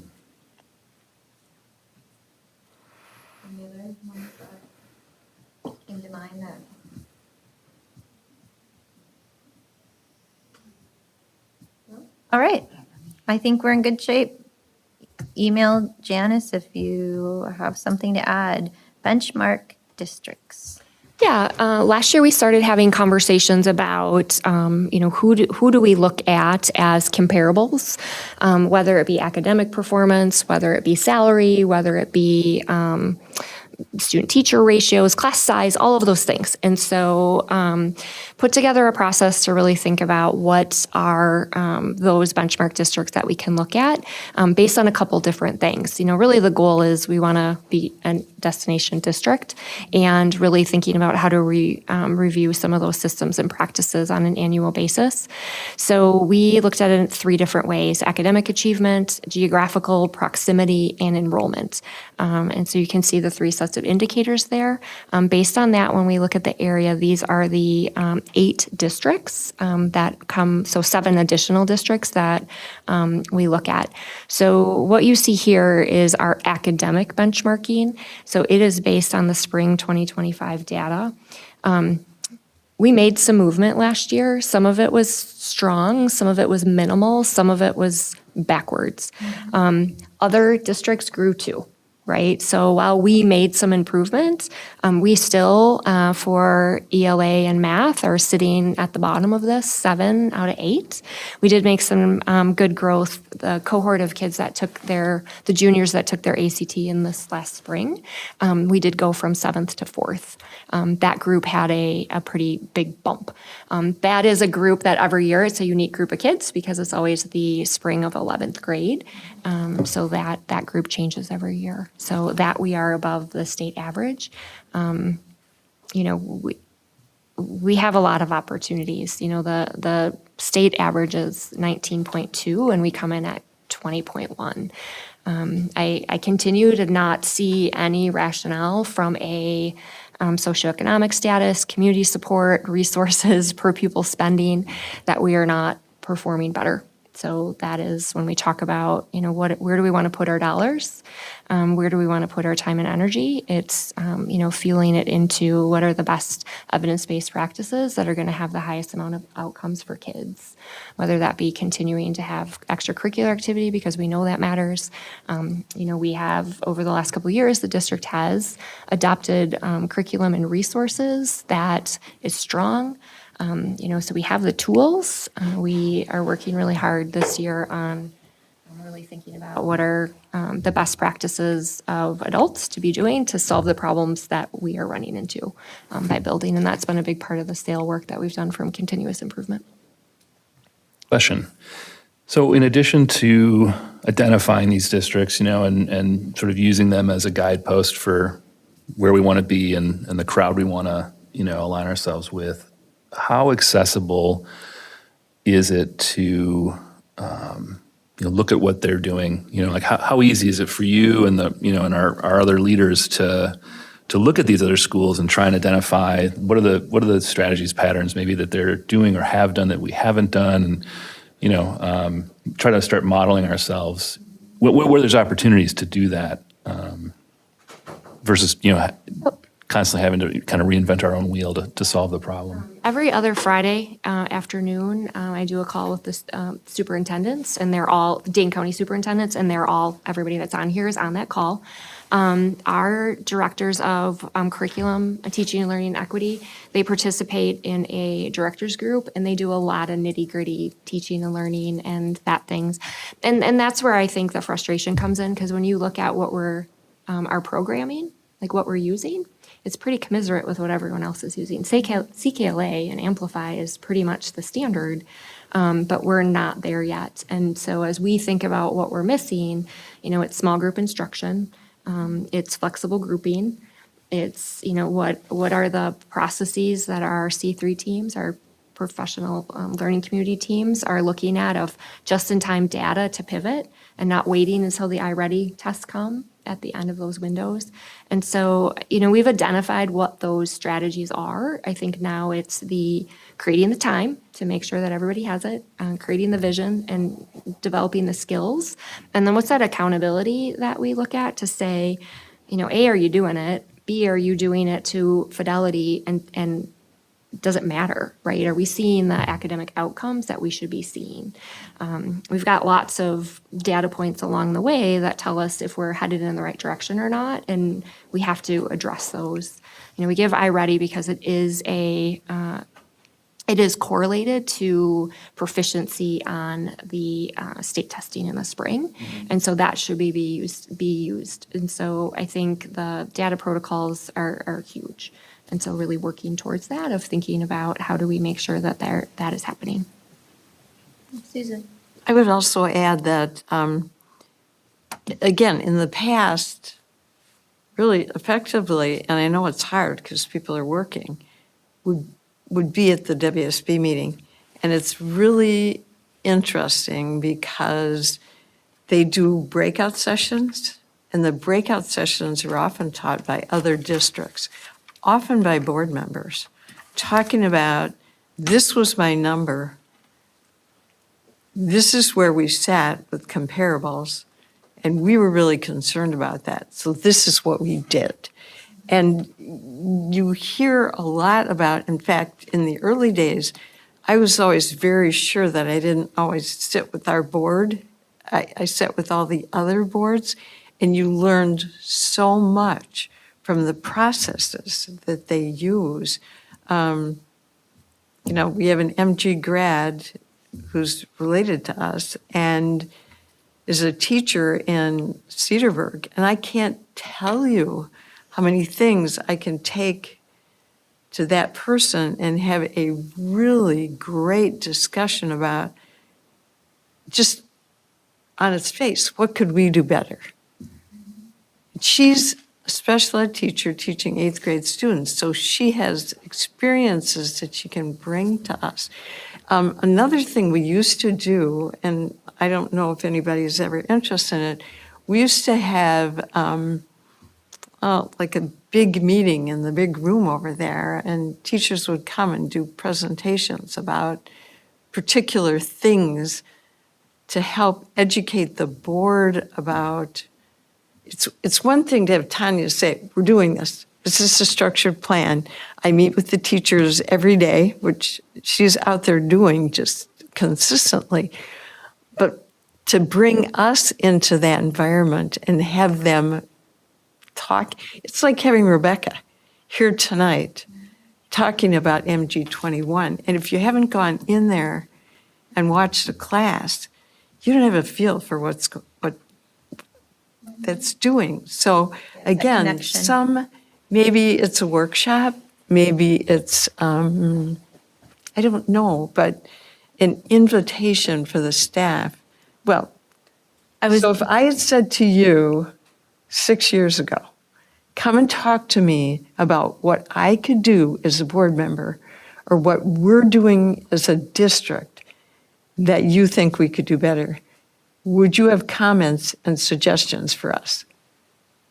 I probably would have.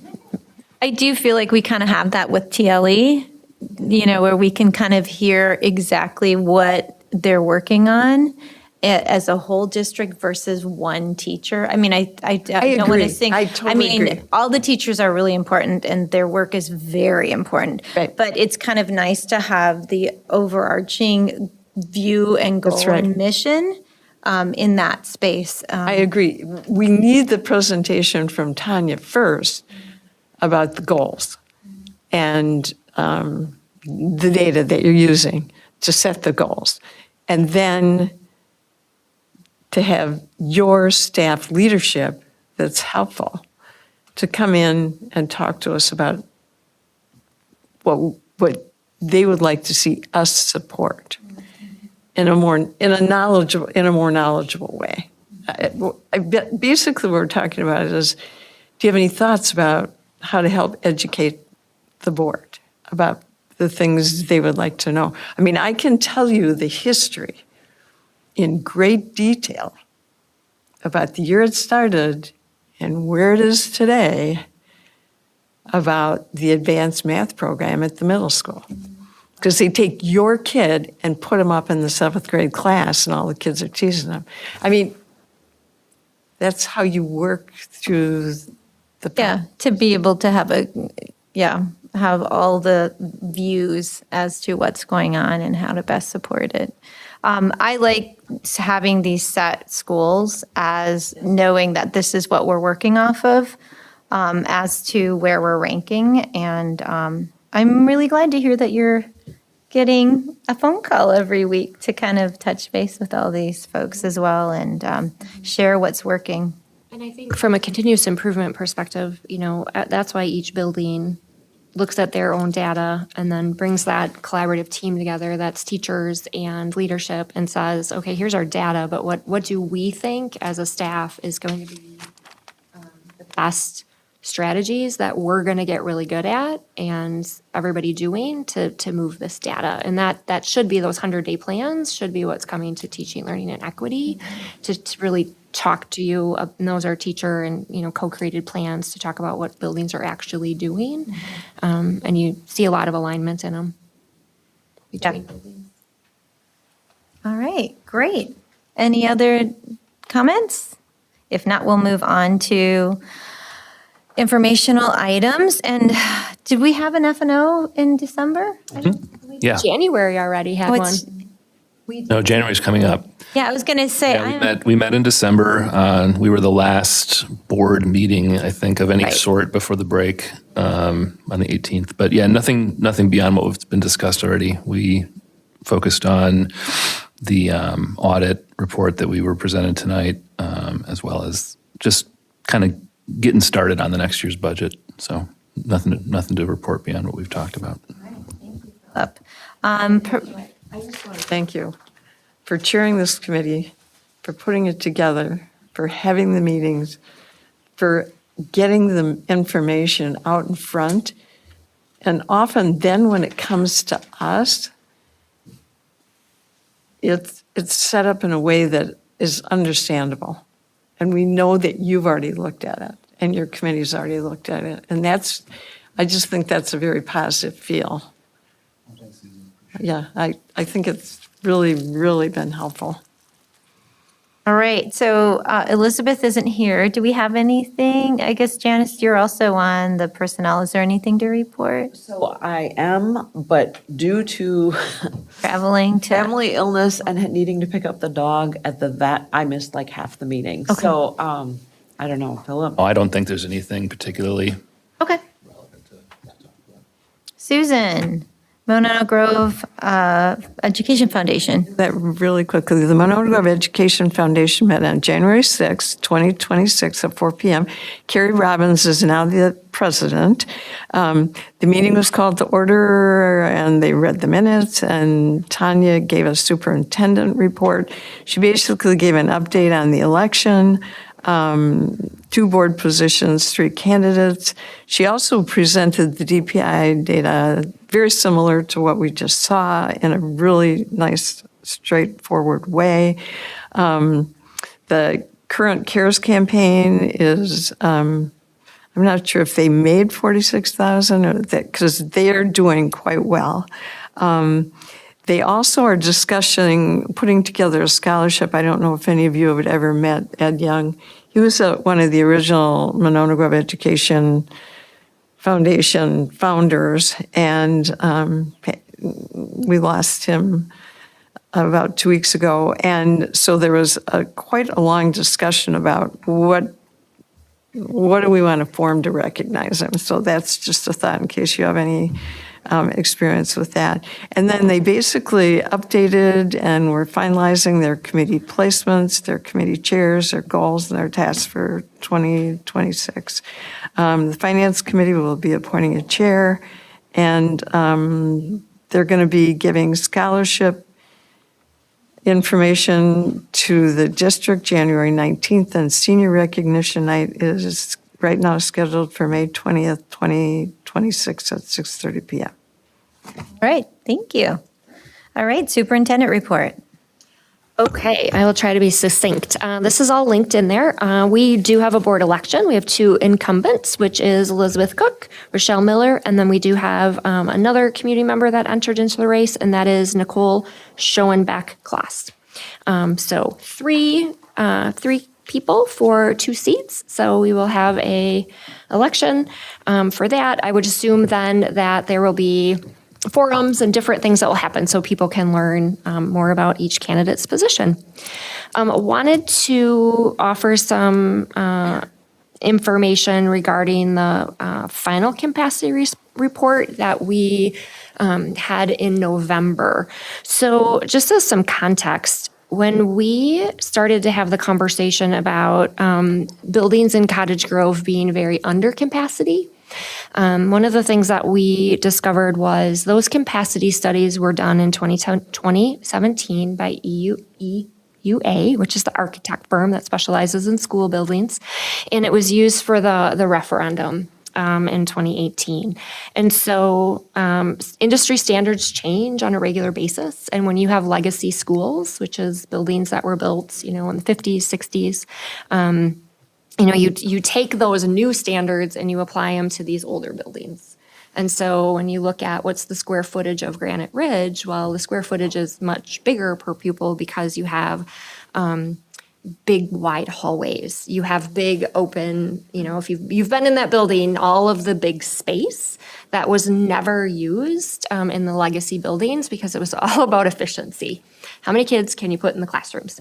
So, different things have changed. So, for example, now the classrooms are rated to have less kids in them because we have more active learning. Kids don't sit in desk in rows, so it's more up, it's more around, so that square footage per student, goes up to 35 square feet. So lots of different things change over time. So we did ask EUA to just update that report, and we asked them to do it for $0. And they said, sure. And so they did some things, they updated it. One of the things that I missed, Kirsten missed, John missed at Winnequa is that when they did the map, they still used the map from 2017 to do Winnequa. And if you remember in the 2018 referendum, all the buildings had remodeling done. And so that was when Winnequa had some spaces that used to never be counted as instructional spaces. I'll give you an example. On the 2017 map, there's a double classroom that was called a science lab, and it was not considered instructional space. So it wasn't used in the calculations. Well, that got revamped when they did the remodel in 2020. It's 2 classrooms. It's not a science lab, and so it needs to be in those calculations. So they went back through, Katie Burns-Kaiser worked with them. They went back through, they updated the maps and reinserted it. So that's where the new calculated numbers came from. We didn't have Kim come to the meeting and speak to that, but I think if you read the report on page 5 and 6, it really goes through the different capacity numbers, like why are there 3? And why are they wildly different across the different calculations? So if you go to page 5 or 6, it's attached to the report. It explains those things. I reiterated them here. And then, a little bit about kind of how those numbers, when they're applied to buildings that were built a long time ago, how that plays out. Those schools were really, really efficient, but they don't have the same shared spaces, which impacts then how you operate in day-to-day now. And so, the 613 students there, in there, they fit. Does it feel tight? Sure. And that really talks about kind of when you're used to walking in a building with big wide hallways, and then you get in Winnequa and you've got the kids' stuff in the hallway, and then you've got the little bodies and everybody moving around. It has a very different feel, even though it's the same, kind of square footage capacity. So thinking about that, we also did look at that from an architectural lens of, is there space on Winnequa's property if you needed to do an addition? There is enough space that's not currently used as like playground, that is blacktop, that you could put 4 more classrooms onto that building if needed. Now, then you start to get into things about like how big is the lunchroom and like some of those kind of things, but there is some space there. I know people have asked about building up, But, you know, you don't, you also have to think about like, what's the best size of an elementary school? Would you ever really want to do that? People have asked about, you know, would you raise it and just build a new building? And I think, you know, we've talked about 2025 standards are very different, right? 10 square acres to build an elementary school plus 1 acre per 100 students. So if we were going to replace that, you'd want 17 acres. It is not that big, right? It's 7.7, I think. Maywood's 8.4, and I think here we're like 7.8. So we don't own any property in Monona that's big enough to do any of it. And so that conversation about in the future, and I think this is a 20, 30-year conversation, if we needed to replace that elementary school, it is a bigger conversation because it's what land could you possibly buy and do that. Many school districts own parks and they lease them to the city. This district doesn't own any of that kind of stuff for big land. And so as we look at the projections, you know, we are not projected to get bigger, right? We are not taking the amount of open enrolled students that we had. So that decreases that. We will get some new resident enrollments, but we still are projected in 2030 to have, 563 kids there. There is a lot of conversation about Monona growing. Yep. That hasn't yielded kids yet. And when you look at some of those population studies about where it will be, you know, by 2040, it's about a 1,200 person increase in the whole community. That can be misleading because typically you think about, you know, construction and things and houses turning over. Historically, that has always led to more kids around the state and around the nation. It's not. I think we're in a good spot for long-term conversations because the city has started their ad hoc comprehensive planning committee that they do. Every 10 years they do it. Elizabeth sits on that. So we've been able to kind of compare and contrast like population data and some of those things. So we'll be able to collaborate on that as we have those conversations. So just a little context. We can have EUA come back in and talk about those calculations down the road if someone wants to, or if we come to finance and operation, they could do it. You know, we can decide, but you know, we have that conversation at some point. I just wanted to add that. The next thing was around facility planning and property review. Kristen and I are working on what process are we going to use to determine a broker? So there is no policy that said we needed to ask permission of the board to get a fair market value. For the sake of transparency and to bring the conversation to light of looking at these things, that's why we came to the board and asked for a vote of, do you want this information, yes or no? You said yes. So now we have to go through the process to find a broker that understands school property, that understands like the market. There's just a lot of complexity.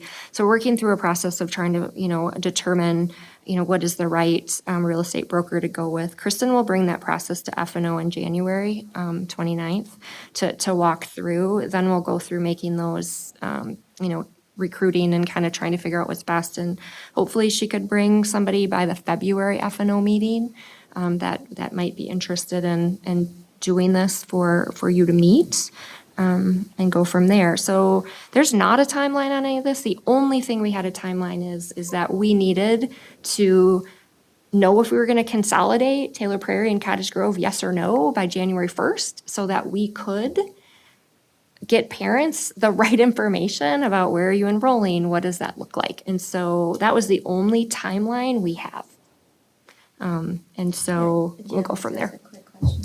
Yeah, just a quick question about so you're looking for a real estate broker, and are you thinking this person will be doing this for free? Yeah, that when we had the conversation between getting a appraisal, as opposed to giving us a fair market value, that was the conversation. Okay, just cool. Yeah. I think We've Kristen been felt comfortable about finding So somebody. basically, we've been mostly talking to other districts in the region who have sold school buildings in the last, 4 to 5 years and recent we're just kind of doing some snowball sampling right now. We're just asking everybody under the sun who have ever done this and like what names keep coming up. Some of the appraisal companies gave us some numbers of some people to call that they felt would really help us out with being able to give us some estimates of what that looked like, and also willing to, have to look at things in a lot of different ways because we own that lot to the side that isn't part of this, right? So there's different things. Also, the way things are zoned. And if the city has any interest in changing those, I mean, there's just so much that has to be talked about that you need information. And then what does that look like of getting, when you have some of those, some of that information, then what more information do you need? So it's just going to keep growing of like, what are the next questions we need to ask? The city has been interested in Maywood. When they did the last lease, they said we would like to purchase this building because we want it as part of our comprehensive planning piece because it works really well for their park and rec. We love that program. We love all of that. It is really good for the district. It's the thought of that building having our students in it in the future doesn't seem foreseeable. I understand that the allure, like, oh, well, we have that property. That property doesn't necessarily lend itself well to investing big money in. And I know it's a very unsatisfactory thing to say because it's if that, not that, then what? That's also what we need to talk to a real estate person about is what else does that look like if you're trying to secure a different parcel of land in Monona? Like, what does it even look like? I think that's information the board needs to know. So, Susan, I saw you had a hand up. Well, again, this goes back to the discussion that I think is really critical based on the community being here tonight and wanting to talk about it and hear about it.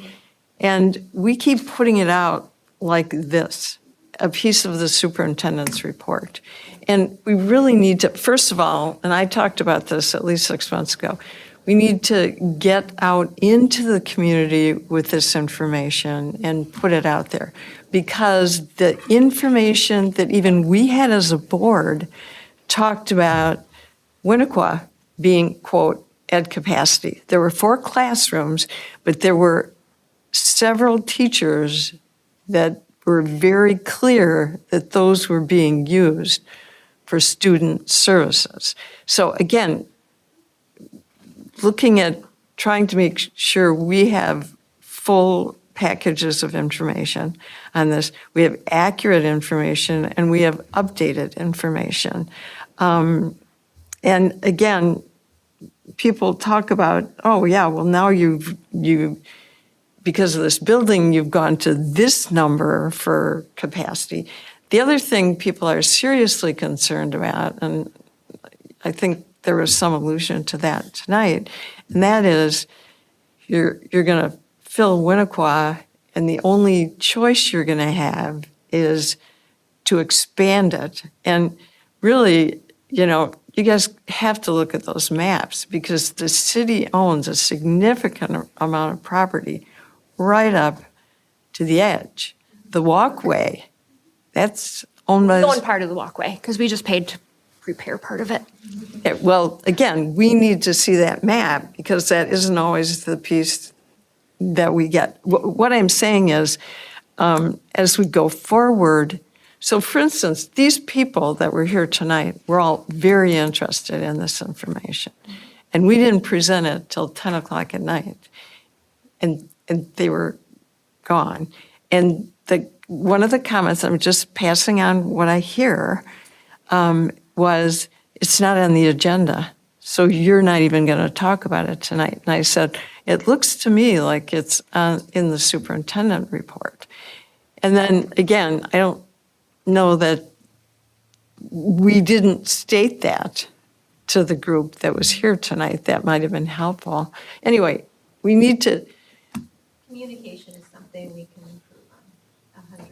Well, and I think you guys, you have a plan. It's in the process. There is a Someone plan. let me And it's talk. just, I think we all watch social media. I know most of us aren't participating in it, but we see the questions, we see the comments, and we see some of the stuff that we have been presented as what is being spread is factually inaccurate. And so it's frustrating on our end to say, that's not true, but I can't like address that right now in that way. So I know you have a plan. It's just the way this rolled out, right? We had all these wonderful people, and I wish everybody, bless all of you for staying and listening to all of this. All night long.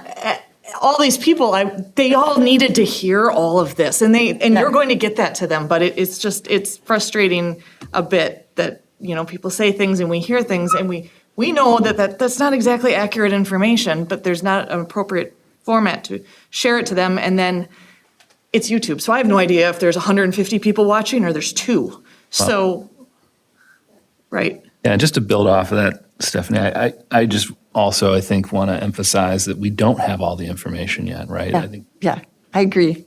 trying to get that message out that we are not on the doorstep of a decision, and we're in the process of getting information. The value of the properties is a piece of the information we need, and then in the meantime, we have to get more information and historical, looking forward, et cetera, on enrollment projections and all that stuff to make sure that we've, looked at everything. We have to be as sure as we possibly can be in either direction, right? That's the thing. It's not just about, we have to be super sure that, say, selling is the right decision. We also have to be super sure that investing $10 to $12 million into a couple properties we may or may not use is the right decision, because that's a lot of money not going to teachers, right? And so either decision requires us to be really certain. And so we aren't there yet. We still need to gather more data, and that can only happen as fast as it'll happen. And in the meantime, we can't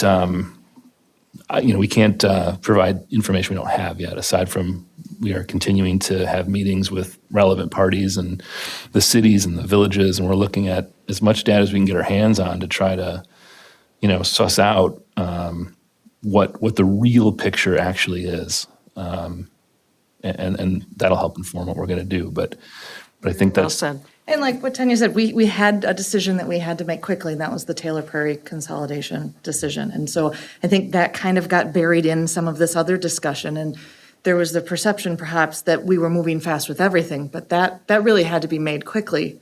Everything else, we've kind of been, my goal is to be extremely transparent. We know there's been concerns about transparency over the last several years and going slow and making sure everybody knows, but we also would love the community to come in and bring their ideas and share them. And this has been brought up a couple different agendas for a couple different months now. And so I'd love the community participation that we had tonight a lot, because we're working for the people. We want them to tell us what their ideas are so that we can ask the questions and say, admin, they think that this is a great idea. Find us all this information so that we can make sure we have all the facts necessary. So. Right, yeah, and Tanya, you were going to, it sounds like maybe talk about the plan forward for. Yeah, and none of this is new information. It's just in one spot, just these things. And, these are community meetings. When we talk about we need to, give information to the community, like that's what board meetings are.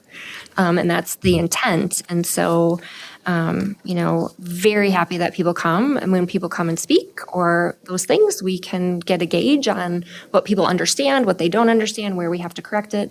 We have a website that's all built. We haven't launched it yet because we wanted to hear more information from tonight about what that is. But, that's there.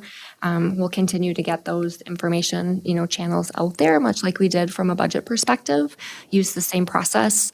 We also know that we've got a lot of families who no longer have kids in school, and they're very interested, and we need to make sure that we're getting information out, to families who no longer have school-age children or don't have school-age children yet, because it's a bigger community piece. So we'll keep working on that. But if you think about if Tanya had done her report tonight in a different time where the attendees were here and interested in our thoughts about these issues, they could have gotten this update. You're going to all watch it. They're going to watch it tomorrow morning with their coffee. We get a lot of views, and we keep pushing people there. I think in the interest of time, I'm just going to give my last update, which is hope we have really high attendance. We have school safety. We are doing a second round of that this year. It will be Tuesday, January 20th, 6:30 at Winnequa, and then we'll do the same presentation in Cottage Grove at Taylor Prairie on January 21st, and that will be from 6 to 7. Childcare will be available. We'll have the Key Club come again, and they are asking for reservations for that so we know how many kids to be prepared for. So looking forward to just reiterating that again about school safety and what updates we've made since then, and then being able for families to ask their questions as they think about how we're keeping their kids safe and what we do when things don't work out well.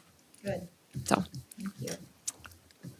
All right, next meeting dates are, policy is meeting January 20th. You can see them going down the list. We're getting back to kind of regular scheduling as normal. Last month, I think a few committees didn't meet. But the next board meeting is February 10th. All right.